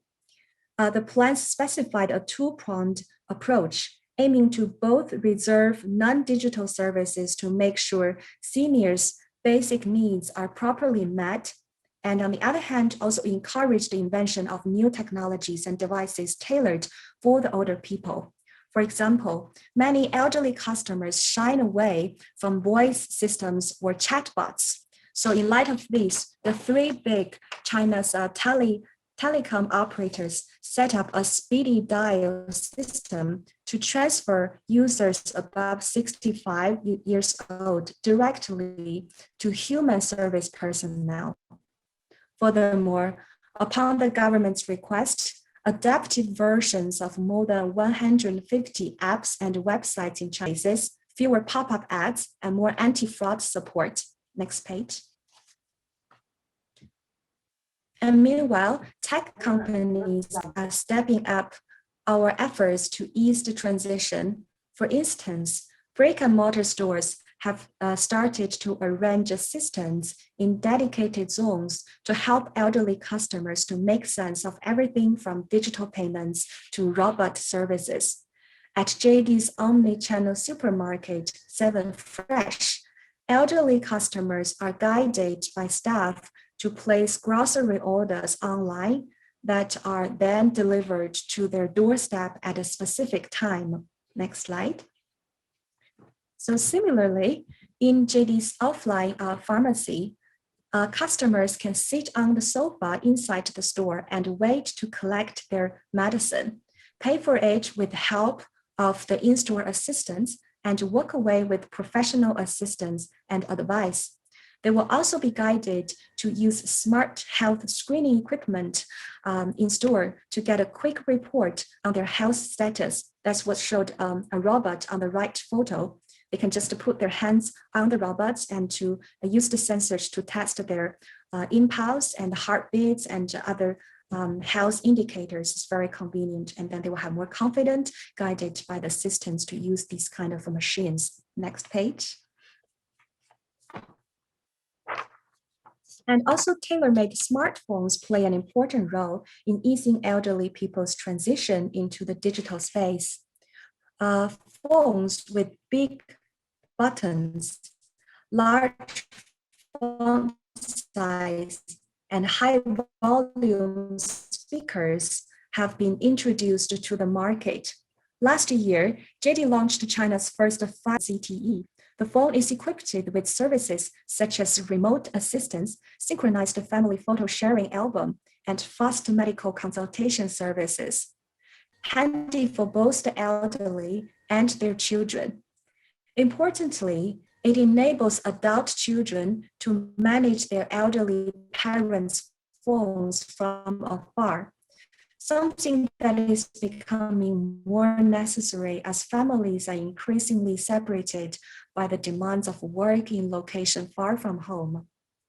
Next, but besides customized smartphones, other new products for elderly customers include voice-activated IoT home appliances for users with limited mobility, an AI-powered speech recognition system that can communicate in a variety of dialects, and a big data-based health managed advice. So training goes a long way to abating the fear surrounding new technology. Last year, JD organized classes for the elderly on how to use digital devices, starting from the basics like downloading apps and increasing in complexity to cover how to line up for a hospital appointment virtually or scan the QR codes and use mobile payments and more. This also has economic benefits too, with more and more elderly finding their footing in the digital world. They are adding fuel to the already booming silver economy. During 2020, JD saw more elderly customers start shopping online due to COVID-19 since, appreciating the added convenience and also the plenty of choices of products online. This has led us to use big data to work on more products designed specifically for elderly customers. But it's about much more than just learning how to use technology. With a better grasp of e-commerce, elderly parents are now turning around and making purchases for their children. Some are even joining flash sales campaigns, participating in the highly popular new phenomenon of group buying, and even grabbing digital red envelopes, some like gamified activities online through their mobile phones. And in diverting themselves from loneliness, especially during the pandemic, they are turning to live streaming, like the lady on the right photo, streaming online and talking to her fans. They can do a lot of things like live streaming, short videos, and karaoke singing apps for entertainment.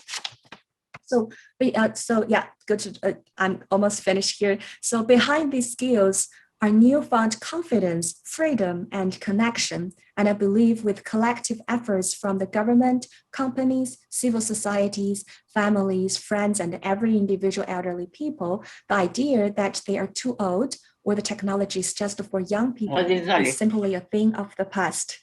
That's all what I want to share for today. And I give the floor back to the host. Thank you. Thank you very much, Vivian Young. Iată că cu ajutorul TIC-ului... You see that with the help of ICT, imaginary we have gone to China, we have gone overseas so as to find out from the experience of China how we can reduce the digital gap for the elderly persons. Well, now let's find out from another participant at this conference from Great Britain, how loneliness is shown in case of the elderly persons. Thank you. I need to share my screen. Can somebody let me do that, please? Hello. Hi. I need to share my screen. Can somebody please let me share my screen? Yes, you have the right, Stara. Please try. Yes, yes. Ah, perfect. Thank you. Okay, thank you very much for inviting me, and thank you to the host. I'm going to talk today about a project that I've been working on in collaboration with the regional office in Eastern Europe and Central Asia, and this is regarding loneliness. So when we think about loneliness, we think about, there's lots of things that pop into our minds. One thing that we think of, especially with older people, is people who are widowed or widowers. Another thing that we think about, is someone who's living alone, somebody who doesn't have a particularly large number of social interactions, so maybe they're staying at home a lot. They don't have close ties with family, and that could be because their family has immigrated to another country and live far away, or that they live in a different region of the country. And in particular, lately with the onset of COVID, we've been thinking about loneliness and social isolation due to social restrictions. And so what loneliness actually is this, it's having fewer social interactions or support than one wants. So loneliness looks different for each person who has it. Some people might be happy with just a small handful of friends and family. Other people might need dozens or more people to feel that they're socially fulfilled. So it's a subjective measure, which makes it a little bit harder to think about from a research point of view. And loneliness is really important with older people because it's an enormous risk for aging-related diseases. It's as big of a risk as obesity or physical inactivity. And so it's something that is really important for older people, but hasn't been receiving the same amount of efforts to address. And so we've been thinking about loneliness in a project that we've been doing. First, we looked at it with, in Bosnia and Herzegovina, where we were looking at older people, and we did this just before COVID happened, who were socially engaged. So these are people who are attending adult social centers for older people, and they're going to social events 4 or 5 times a week. And so we asked them a number of questions, and we first asked them about the satisfaction they had with relationships with their family, and 58% of our participants said that they were extremely satisfied. And so this is a really high number. If you ask the general population, this would be quite a bit lower. So these are people who are satisfied with their families. We then also asked them, sorry, my slides are a little bit slow. whether they are satisfied with their friendships. And so a similar number, 59%, are saying that they have a very high or high level of satisfaction with their friends. But then when we ask them about the question, are you often lonely? 75% of them still said yes. So we found this a little bit surprising because when we tend to think about loneliness, it's about having emotional and social supports. And as well, when we ask people about, they all said that they had someone to confide in. So it's not a lack of the standard emotional and social supports. And so our question was very much, if people are happy with their family and friend relationships, why are they lonely? And so in thinking about this, we started thinking about what are the key addressable risk factors. And so the first one is what I've already alluded to, is emotional, social support, and belonging. And so this is asking people kind of the types of questions of, do you have someone to confide in? Do you have someone to talk to about day to day? Do you have someone who makes you feel loved? And do you have enough friends? Is your social network big enough? And when we ask these types of questions, as we saw with Bosnia and Herzegovina, actually the answers to these questions for a lot of people is yes, they do. But then if they're asked questions about loneliness, they still feel lonely. And interesting in the scientific research, interventions that try to create social or emotional ties, so these are mentoring programs or peer programs, they actually aren't that effective at reducing loneliness. And given what we saw in Bosnia and Herzegovina, it's perhaps not surprising, given that if people already have these emotional relationships and loneliness is still there, then addressing them isn't helpful. The second thing that is a factor for loneliness is tangible support. And so here we're talking about things like, can people get their day-to-day things done? So in particular when they're sick. So do older people have someone to call to do grocery shopping, help them prepare meals, chores at home, somebody to just take them out for coffee? And so there's limited research on these types of interventions so far related to loneliness, but we do know that when older people have this tangible support, their well-being is increased. And I think that this is a really interesting place where there's a lot of digital abilities to have tangible support, but perhaps older people who are lacking the skills to access these digital abilities is preventing them from having this level of support. So this is one place where digital training could be quite valuable. The next factor that we are that is quite common with older people is social confidence. And so this is the simple question of, do you feel nervous when you're meeting new people? And this is particularly important for older people because a lot of older people end up with social network disruption. And so this can be due to the fact that they retire. So a lot of us have our social networks through our jobs, or that they move out of their communities where they've lived for most of their lives to be near adult children.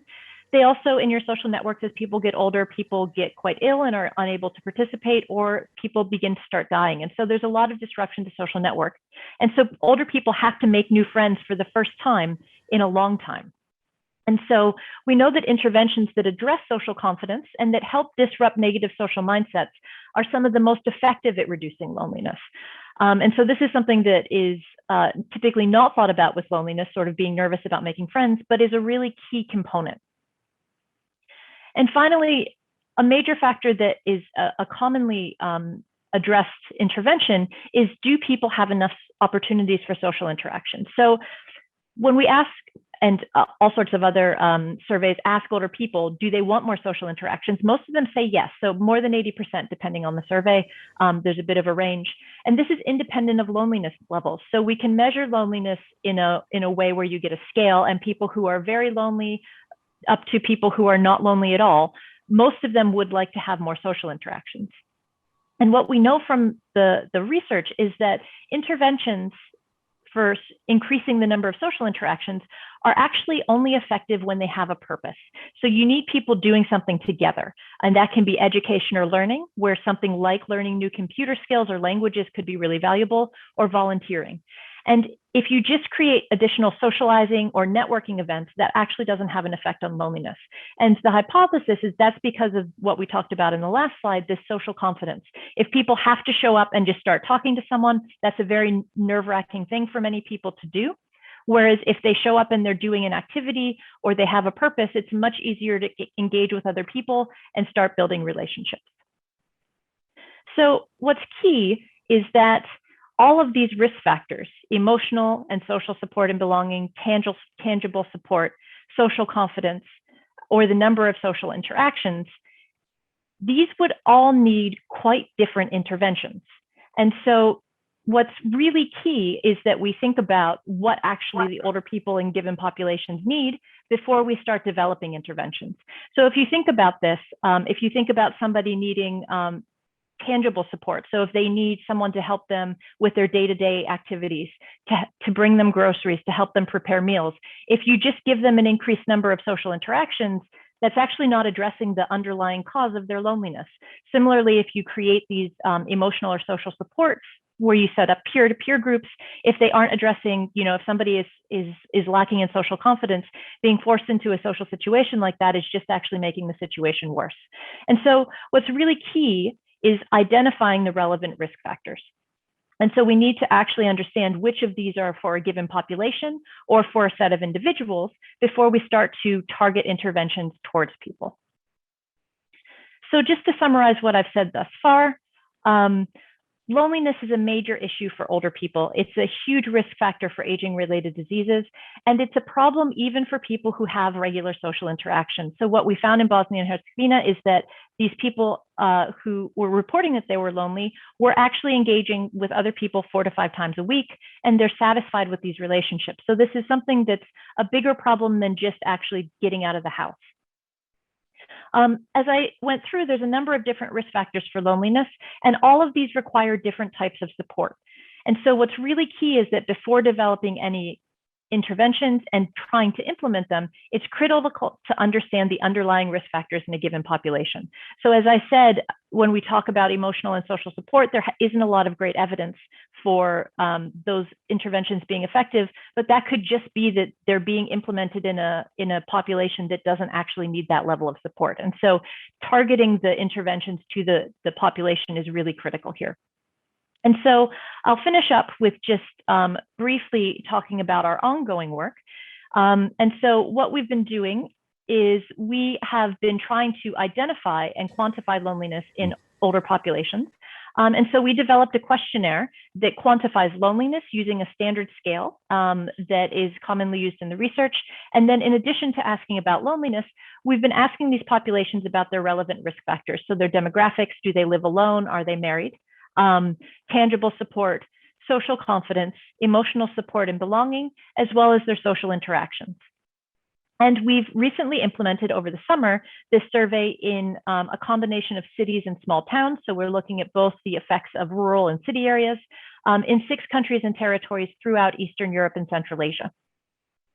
And so what we're hoping as we analyze these data, and this should hopefully come out in a report within the next month or so, will allow us to develop targeted approaches to reduce loneliness in each of these populations. And so we can look and see what are the major risk factors in individual countries, and then even within a country, separate out what different people in areas that are urban or more rural, what are the types of effects or types of support that they need.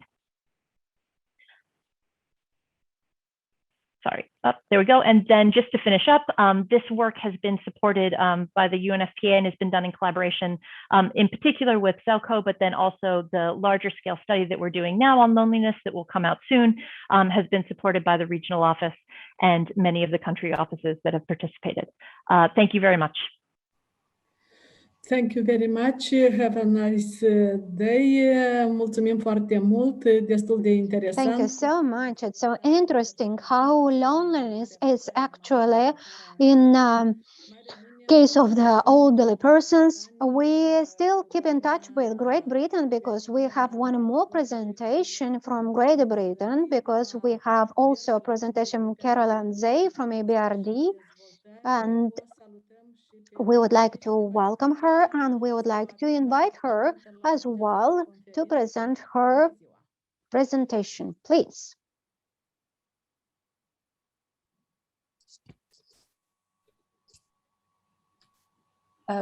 Good afternoon. Good afternoon. My name is Biljana Radonjić-Krlinzi.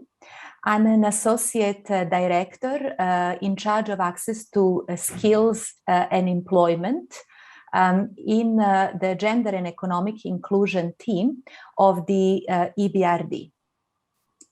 As many of you know, EBRD is an international financial institution which operates in around 40 markets on 3 continents, from Central and Eastern Europe to Central Asia to Southern and Eastern Mediterranean. And we have been present in Moldova for nearly 20 years.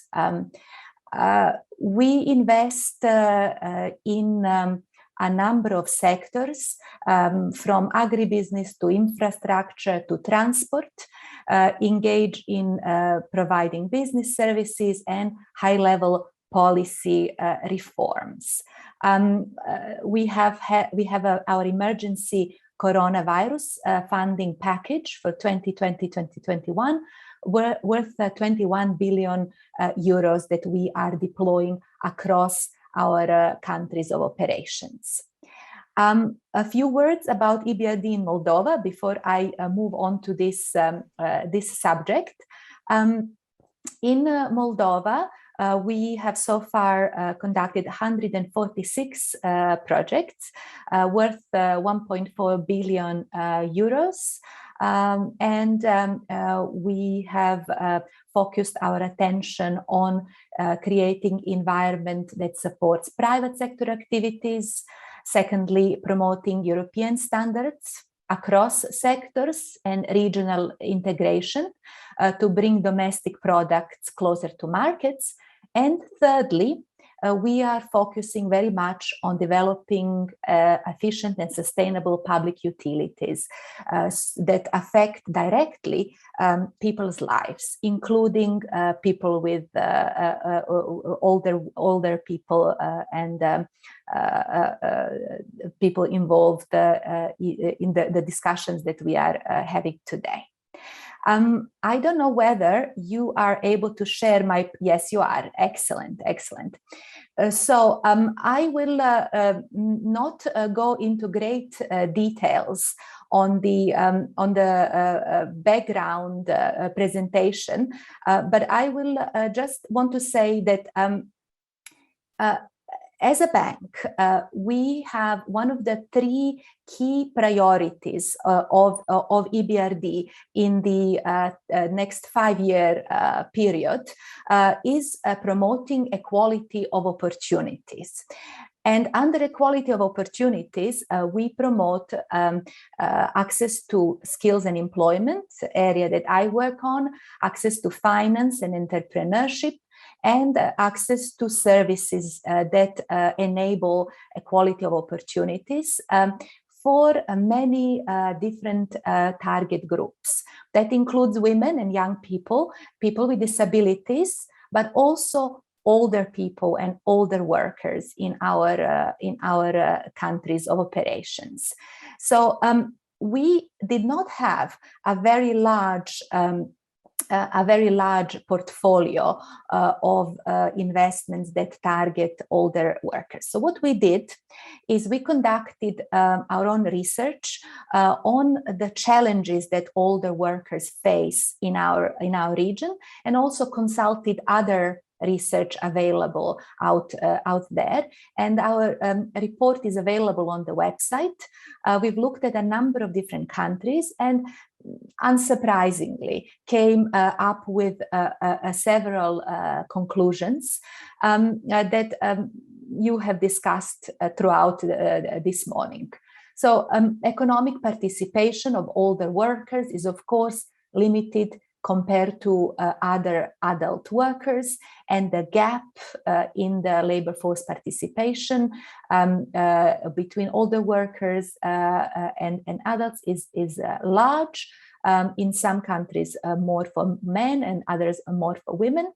We have taken the cutoff of 50 years as where we feel that age of 50 is where long-term unemployment increases and the difficulties and challenges that all the workers face are particularly pronounced.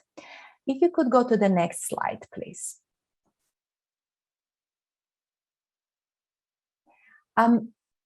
Again, looking at the sectors where we invest and where we would like to make an impact, we looked at the access of older workers to internet services and entrepreneurship.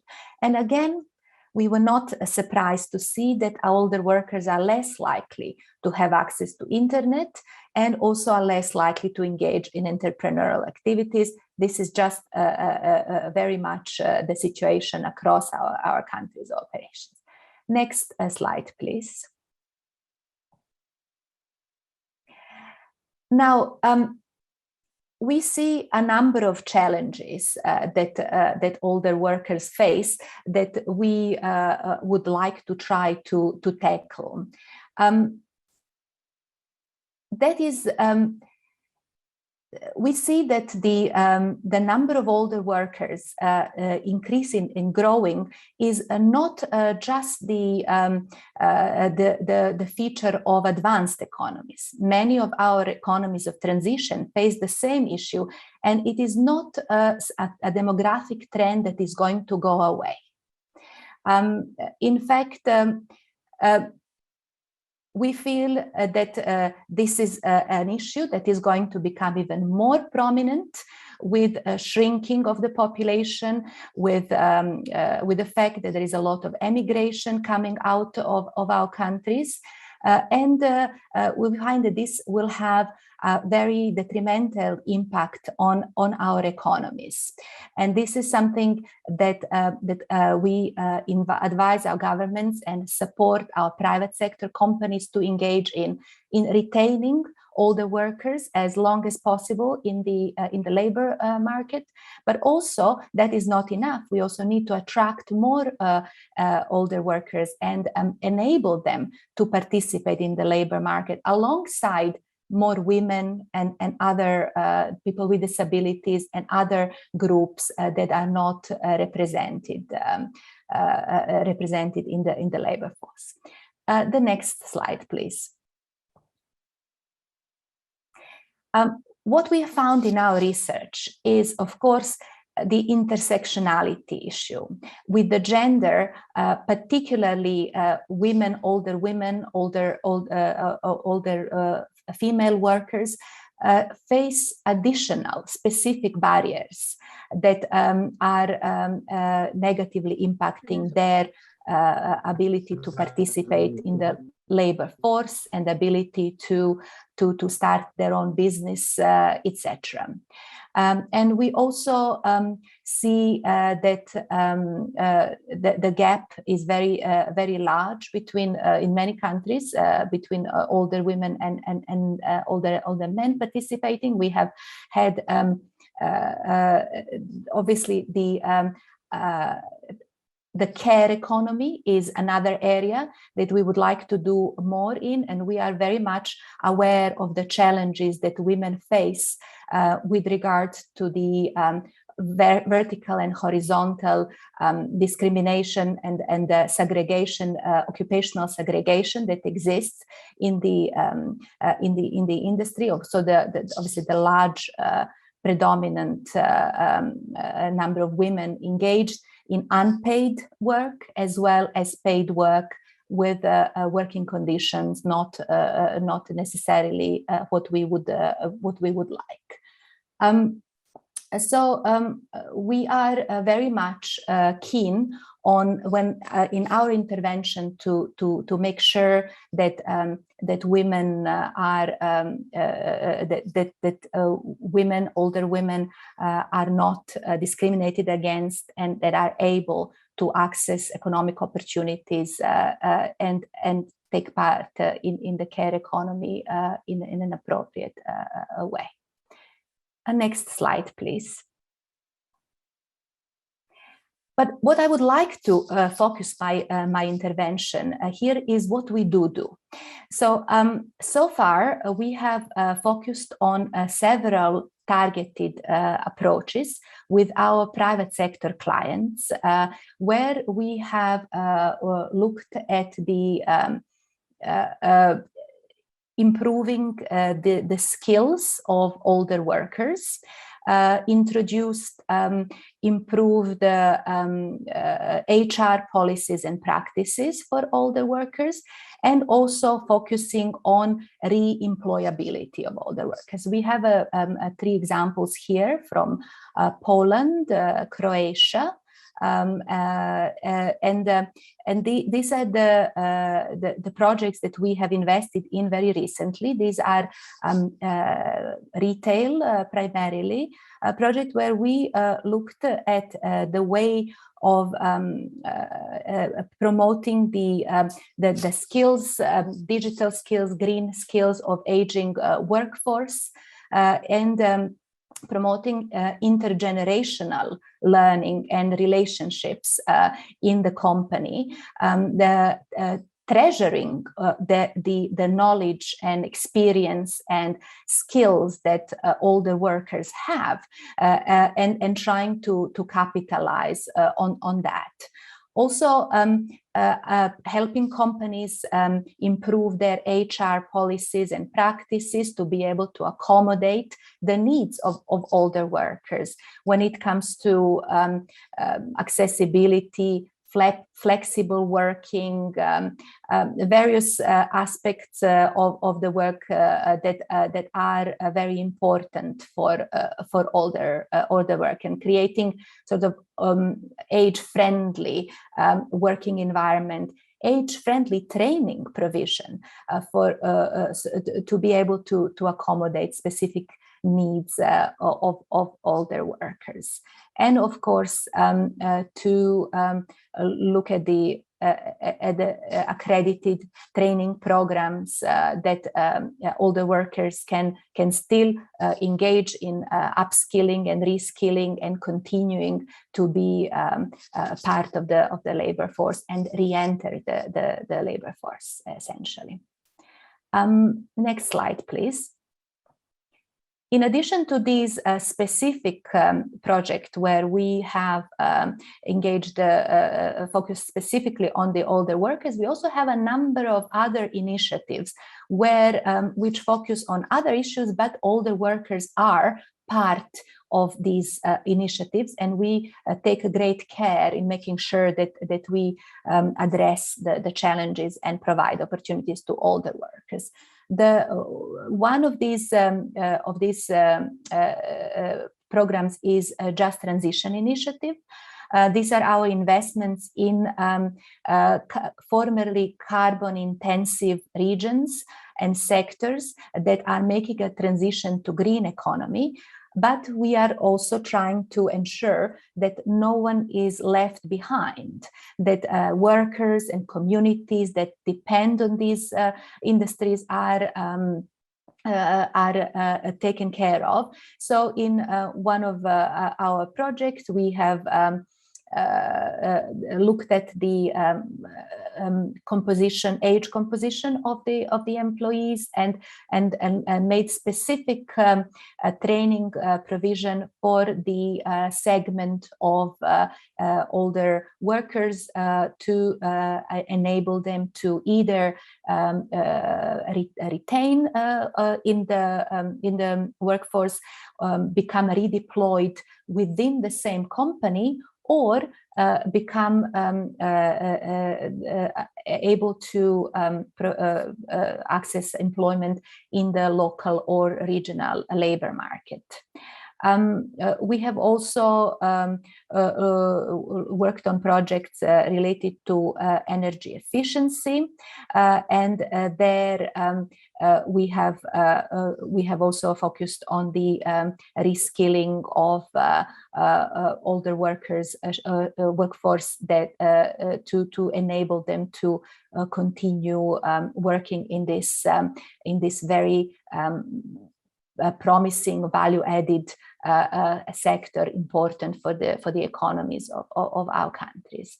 And finally, more and more, we are asked to support our clients in what we call strategic workforce management. So going beyond the current and near future skills needs into what is the future of work, what the companies need to do to measure their current skill gaps and skills needs, and how to develop those skills for all cohorts of their workforce. And in Albania, we are working with the main utility who has quite a large number of older workers, to equip them with the skills needed for the next stage of the company's development. And the final slide from my side is looking forward in the future.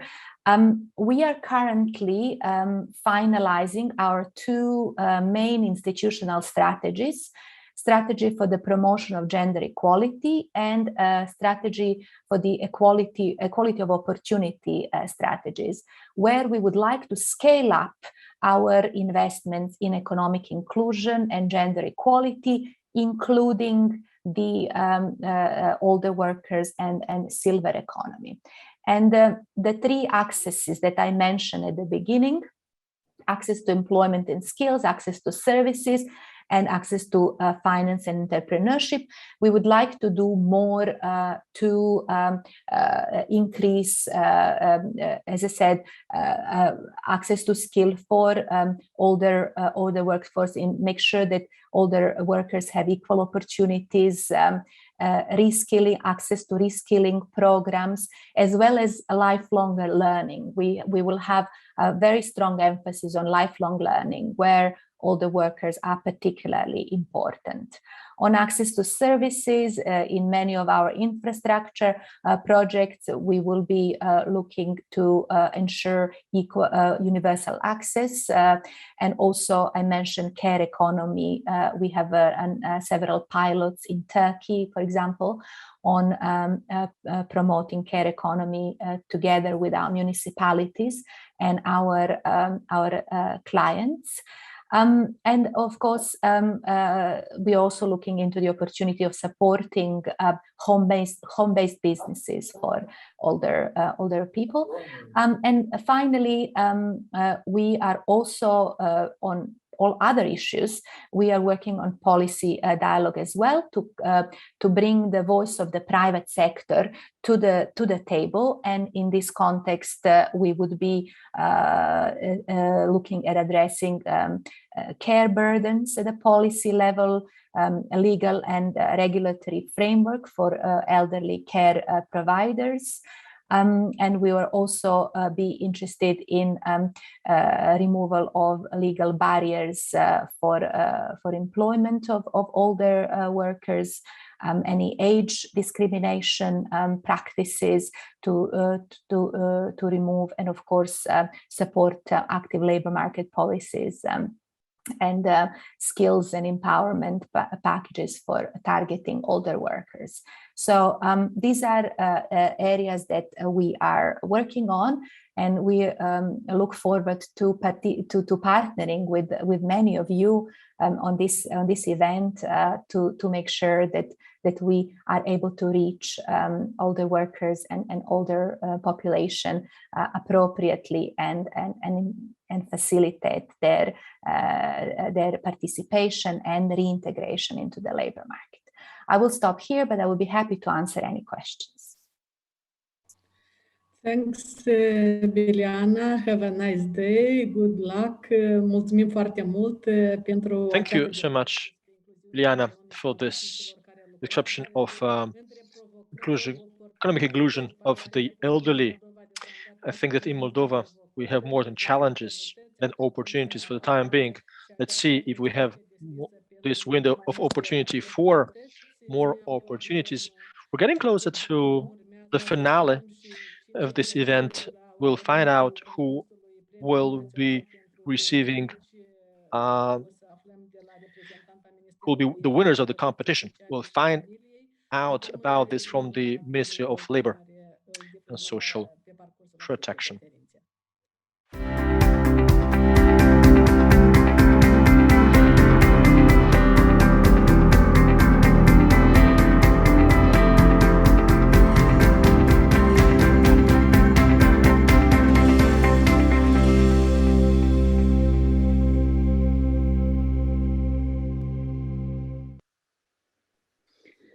Așa ziceam că Ministerul Right. I was saying the Ministry of Labor and Social Protection has organized the fifth edition of the competition of national awards for elderly called for an active life at any age. Here we give awards to the most active elderly from Moldova. The representative of the Ministry of Labor and Social Protection, Olga, Ms. Rana Kretsu, will tell us who is getting the award. We hope to have the minister here. It looks like the minister is caught in the parliament and he was not able to make it. Sorry for that. Hopefully we'll see him next time. Alena Kretsu, tell us who receives the award.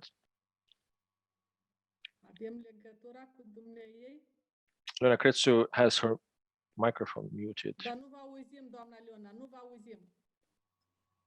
Da, acum? Nu e bine? E bine, e bine. Așteptăm cu nerăbdare să Good now. All right. Tell us who receiving the awards. Yes, thank you. It's unfortunate that the minister is not able to make it. Bucur cu prezența dumnealui, să ne onoreze cu prezența dumnealui, după cum a menționat și doamna Ursu. It was mentioned by Ms. Ursu. He is now in the plenum of the parliament. First of all, let me congratulate the winners of the competition on the occasion of the Day of the Elderly, and Va fi înmânat premiul, chiar dacă o facem today etapa aceasta numai online. we'll be awarding these awards online, and I wish them success. The contest was launched in order to promote active aging, involvement in social life, and appreciating the performances of elderly in all the areas. We hope that this experience will be replicated among local public authorities of level 1, level 2. It is a tradition Ca organizat anual mânarea premiului. For the ministry to organize these awards annually. It's unfortunate that we are doing this online for the second year in a row. Hopefully, we will see each other physically and we could congratulate them physically because they deserve that.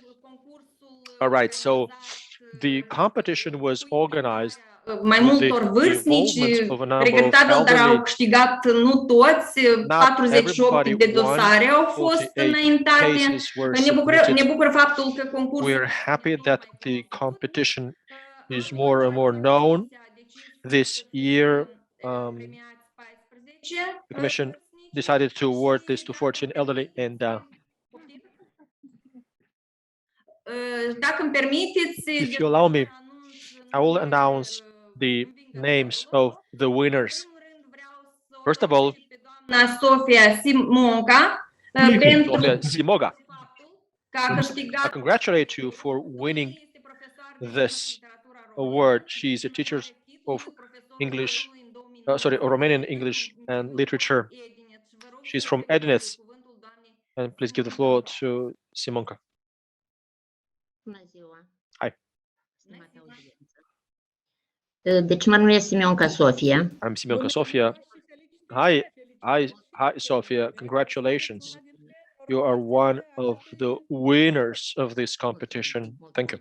Thank you so much.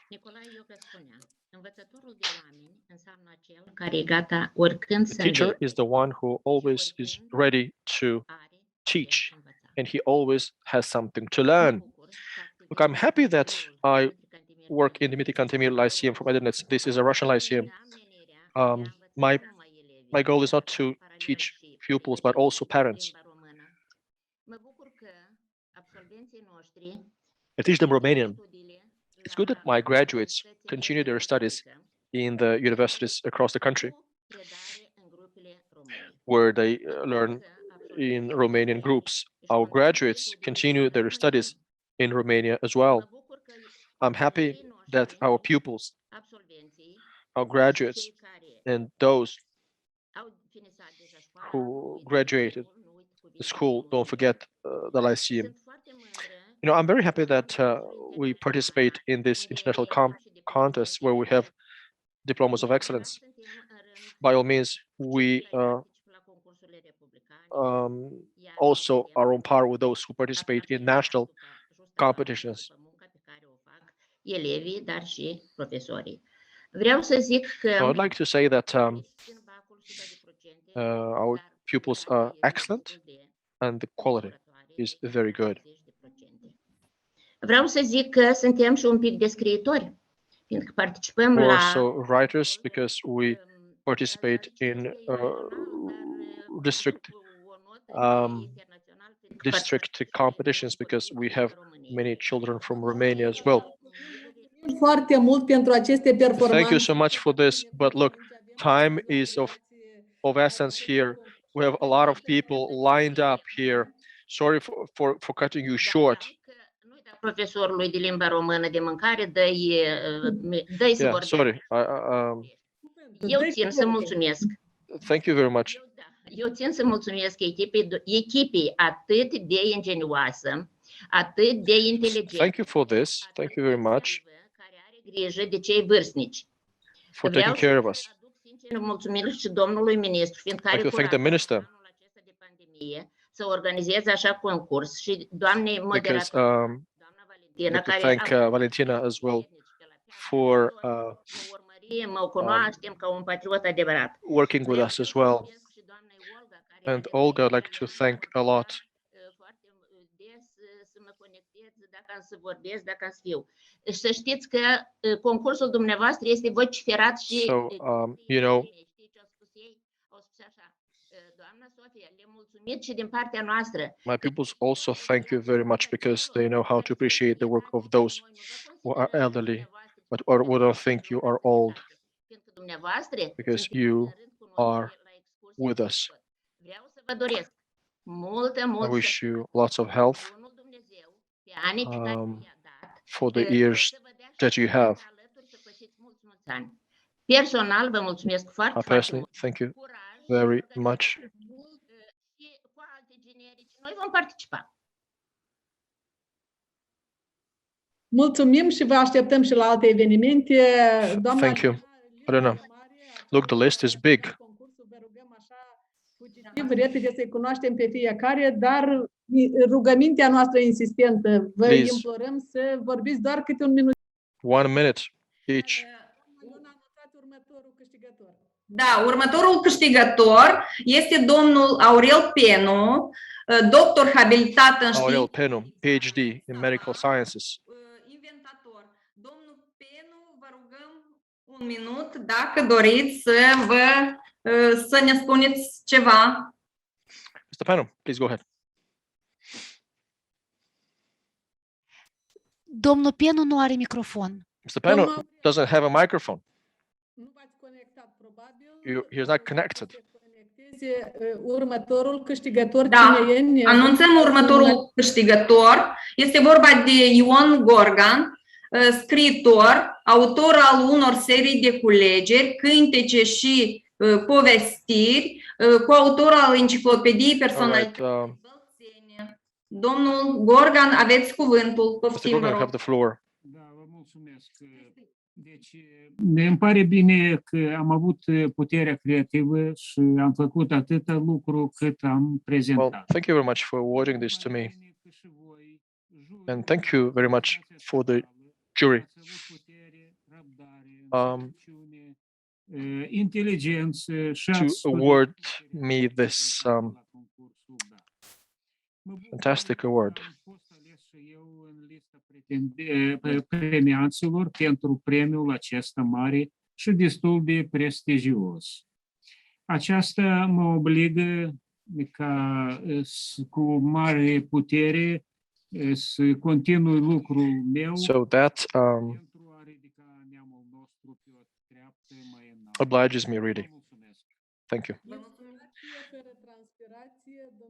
Thank you very much, Ion Gorgan, and congratulations. Alena, let's go ahead. Premiantă este The Anastasia next one Bal. is Anastasia Balmush, writer. She's a civic activist.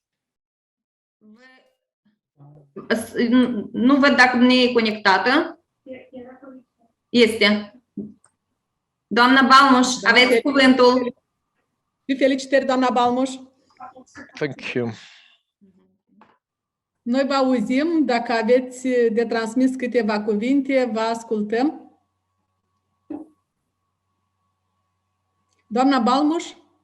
Vă rugăm mult să conectați microfonul. Aveți microfonul deconectat.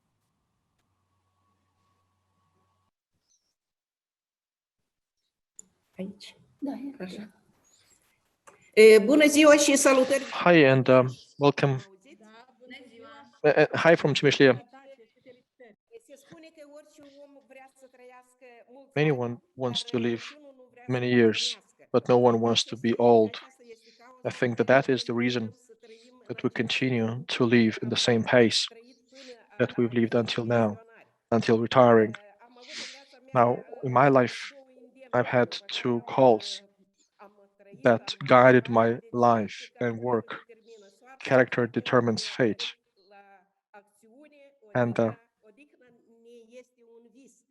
And when you are active, leisure is a dream. Because I saw action in my parents. That's why I continue that in life. It's not simple to have the successes that we've realized. Any success requires time, health, family, and money, and sacrifice. I mean, thank you for having been observed by you. Thank you very much to the social assistant from the town hall and to the Ministry of Labor, who were the initiators of this competition. A very nice initiative indeed, and a lot is, to be appreciated. That's so important. Ms. Balmuș, thank you, congratulations. We go on.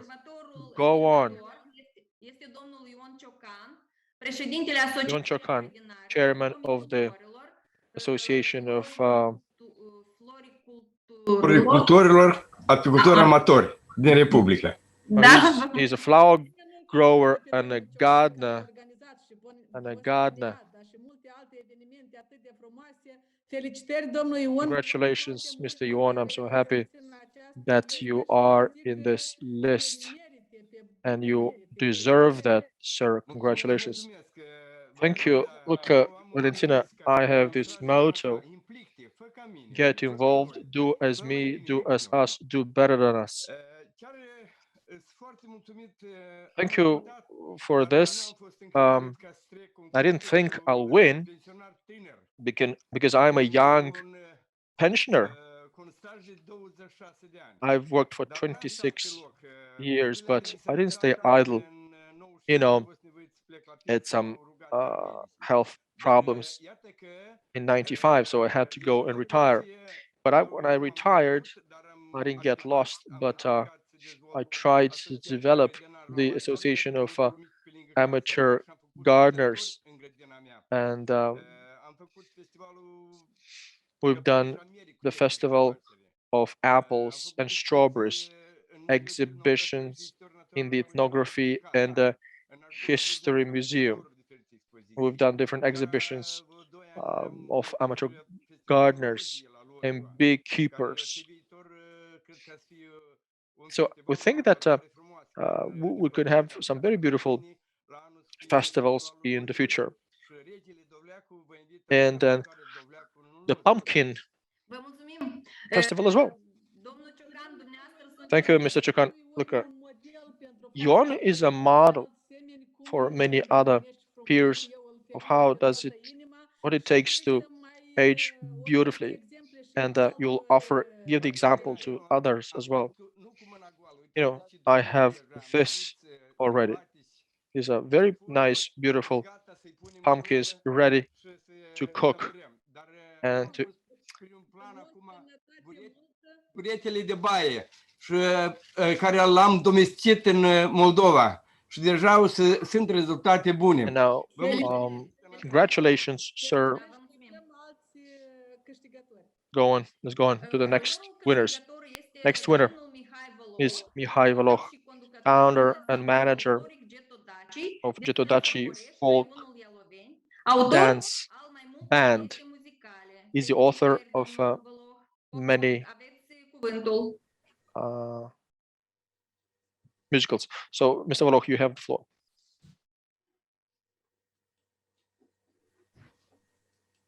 Se aude? Da, felicitări și vă auzim cu atenție. Congratulations, sir. De fapt, azi e o sărbătoare. Well, today is a triple festivity because it's the International Day of the Elderly and this competition. But we have fall as well. Fall, such a beautiful season, and we, the elderly, can enjoy the beauty of this season just like anyone else. We're very happy that I won in this competition. I personally am very happy that I won. So thank you so much to the jury who has appreciated my activity. This actually makes me be even more active, and I'll be more active. I hope I have enough health. And I'd like to thank the jury and those who are elderly.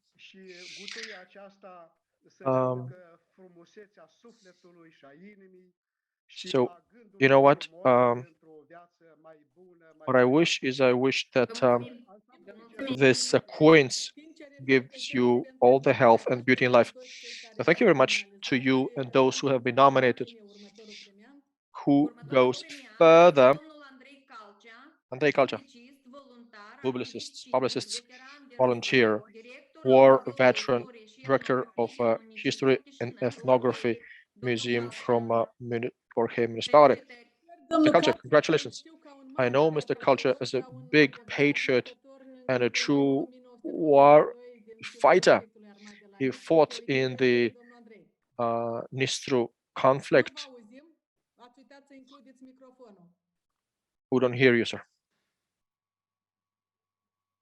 Bine, atunci poate anunțăm următorul. Maybe we announce the following one and we get back if Mr. Calcea wasn't able to make it. If he's not able to connect, of course, then we will be going to the next one. You have a minute, sir, to tell us, to talk to us. Thank you, the Minister of Social Protection and Labor, Valentina Ursu. Congratulations to you too. I congratulate you with 30 years of independence. For me, you've been an example of journalists on the front lines. But now, I keep working, I keep developing. I work with, in a way, with war journalists. So I'd like to thank you for this award, which for me is an obligation to be younger, to have more energy, and to be with you. Good luck and all the best. Thank you very much. Stay young, sir. Next one. The next one is Valeriu Țurcan. He's a publicist, journalist, chairman of the elderly club from Hâncești. Mr. Țurcan, congratulations. Thank you. Life is not measured in the number of years you lived, but the first value is about the number of people that you made happy through deeds that are pleasant to them. Felicitări. De astăzi eu o datorez Now, memorii a părinților care mi-au dat viață. I'd like to dedicate this award to my parents. Apariția mea în fața dumneavoastră, The fact that I speak here with you wouldn't be possible if I didn't have Nina, my wife, my guardian angel, and the protector of the house. It was impossible to be here if I didn't have the many people who became heroes of my materials that have been published in the local, regional, national press. Now, I wouldn't be here if it weren't for Olga, who really helped us. And I'd like to thank as well the principal, sorry, the director actually of the library with Romanian books and just Mr. Surkan, thank you. Congratulations to you and to the family. Oh, I have one more item, if I may. If I may. So what we do, this is like a drop in the ocean, but without it, the ocean would be smaller. And the same is with the sea, where you have all the springs going into it. So let's unite our hands. And it's important that we do everything together. And our dear Moldova will prosper, will be better. And the people should know that we are highly indebted to the country. Thank you very much for that. Congratulations. Next ones. Next one, Lydia Tulyapkov. She's 91 years old.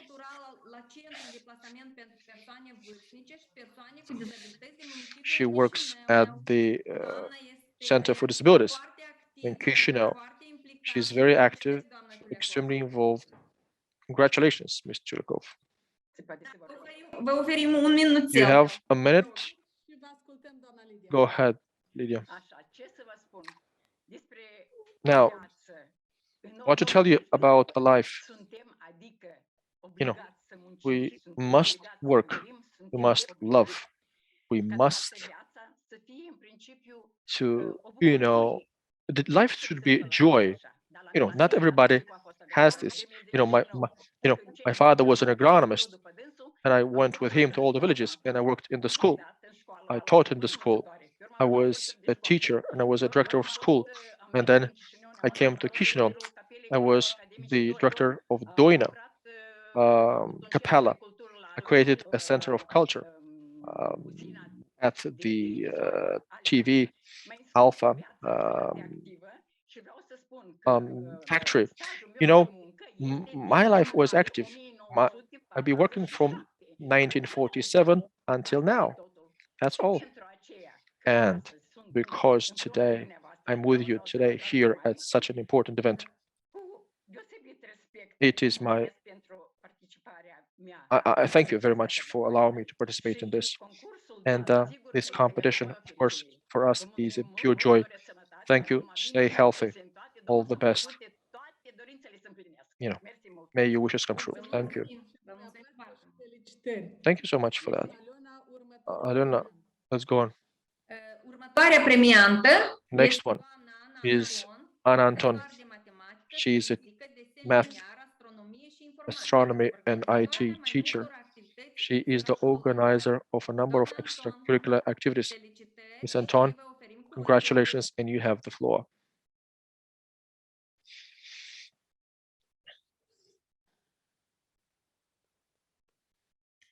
Nu se aude. Microfonul conectat. We don't hear you. We don't hear you.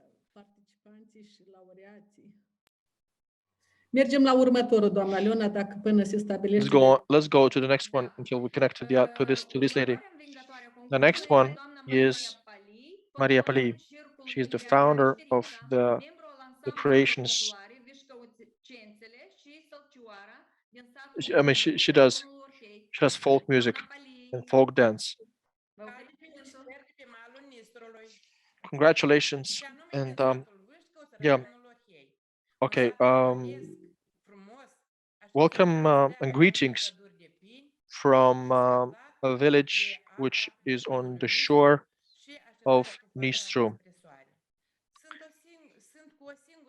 Now, I've been working for 51 years as a librarian, and I also did embroidery starting from the 7th grade.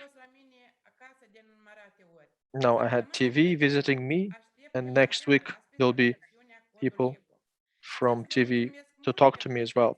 I mean, thank you very much for working with us. But my age of 70 years old is nothing. It's a piece of cake. Stay healthy. Congratulations. Congratulations. Ms. Ursu, let's check if Ms. Anton was able to connect or she's still experiencing problems. Let's look, let's go on. Let's go on down the list to see who else is there. Nicolae Stratulat, chairman of Education, Culture and Research Unit or Center of the Center of Pensioners from Moldova.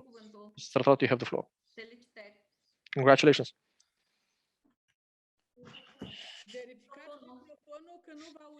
Check your mic, Mr. Statat. Check your mic. The mic is connected, but probably his sound is lower. Is low. Let's go to the next one. We'll wait for Mr. Stratulat to connect. Alena. All right. Now. Următorii doi laureați ai concursului și, în primul rând, vreau să anunț... So first of all, let me announce the name of Gheorghe Postolache, PhD in Biological Sciences. He's a researcher and scientist, Mr. Postolache. Hi. Națională, Alexandru Ciubotară, de la începutul construcției până în prezent. Vă mulțumesc încă o dată pentru premiul acordat. Am realizat cercetări științifice în domeniul geobotanicei, florii, silviculturii și conservării biodiversității. Am realizat peste 33 de proiecte, dintre care, după 60 de ani, am realizat 4 proiecte. I'm wondering if the foreign guests are still listening to this award ceremony and if it makes sense to still interpret. If you could tell me if it makes sense to interpret for you.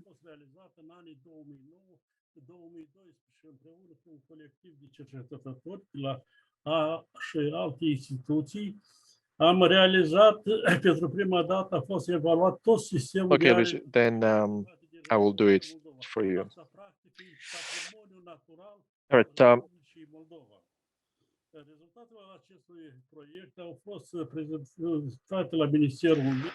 All right, this is another winner, and okay, I'm happy you're enjoying this. Thank you. Then I'll continue interpreting what these people are saying. Let's see what he's saying here. I think this he's talking about the forestry and the forest fund that he was able to preserve.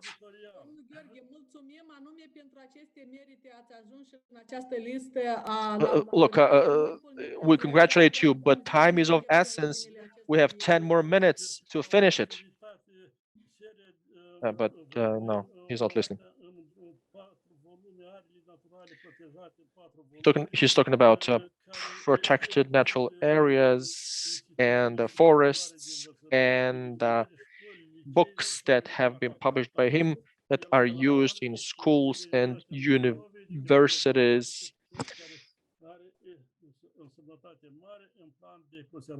So extremely important books that he was able to write and publish.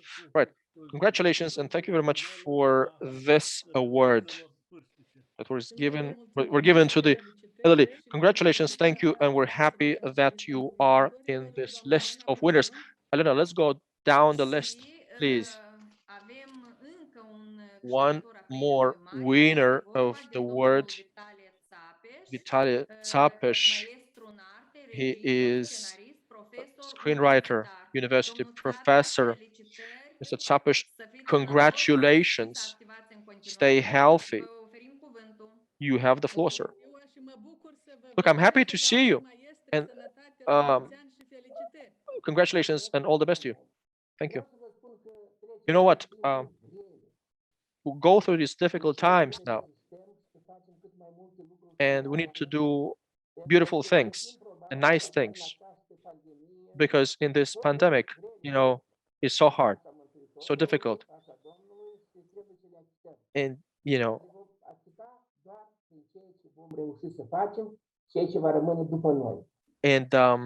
we need to do things that will stay after us. Well, thank you very much for this. And, we found this important competition that, we decided to be part of.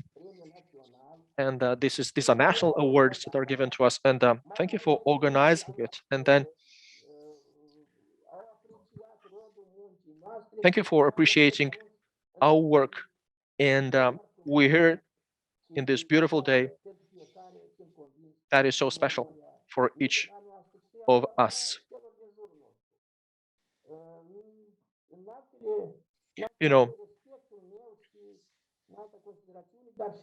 You have my respect and my consideration to you and to the ministry. Thank you very much. That's a nice example when, the society turns the face to you. Thank you. I don't feel myself old. I'm not old. I'm not even elderly. So trust me, when I get this award for elderly, you have to have awards for youth as well. So it's important October 1st, but March 1st is also important because March 1st, I think, March 1st is the beginning of the spring. So we're all enjoying the spring. And, that makes us feel younger. And we'll continue to do beautiful and nice things that would be important for the society. I tell you why people want to talk, because people are not listened to, people are not seen, people are not appreciated. So here on this platform, that's why people want to talk so much, at length. So it's important that people are listened to. So our big poets said, let's enjoy life. Let's enjoy life. Let's enjoy its significance. And it's important for us to go on, stay healthy, all the best. Thank you. Congratulations for being in the list of winners, Mr. Tsapes. And congratulations to all the people who are the winners of this competition. Elena Kretsu, you want to say something? Yes. Yes. I want to encourage cei care nu s-au învrednicit de premiu și those who didn't get the award. încurajăm participarea la anul viitor. We encourage that you participate in the future. We hope to organize it as we were able to do it previous years. Of course, they will win for sure. Thank you. Thank you so very much. We're getting to the finale of this event. All right. I think it's possible to do this in Moldova. The golden generation to be active in society and keep their creativity. We've seen so many people, creative people. Congratulations to all of you. You know, stay active, stay healthy, and stay connected. And be connected to public services. That reduces social isolation. We talked about social isolation of elderly, especially of those from rural areas. I hope that at the level of local public administration, it is possible to tackle this topic and identify some solutions. And today we were convinced by the participants at this conference that it is possible for people to get old beautifully, nicely. IT should allow to improve life quality, but increase the level of independence. I'm getting back to the words of Vladimir Schlegel, writer. He says that to get old is a sacrifice, but also a privilege. Now, we need to have this privilege for everyone. Stay healthy, and let's do everything we can to age beautifully, and those who are young, to take care of those who are now reaching the honorable age. But you know how they say, we're all young deep in our souls. All the best to you. Good luck. Congratulations on the occasion of the Day of the Elderly, which is celebrated every year, October 1st. I'll see you soon.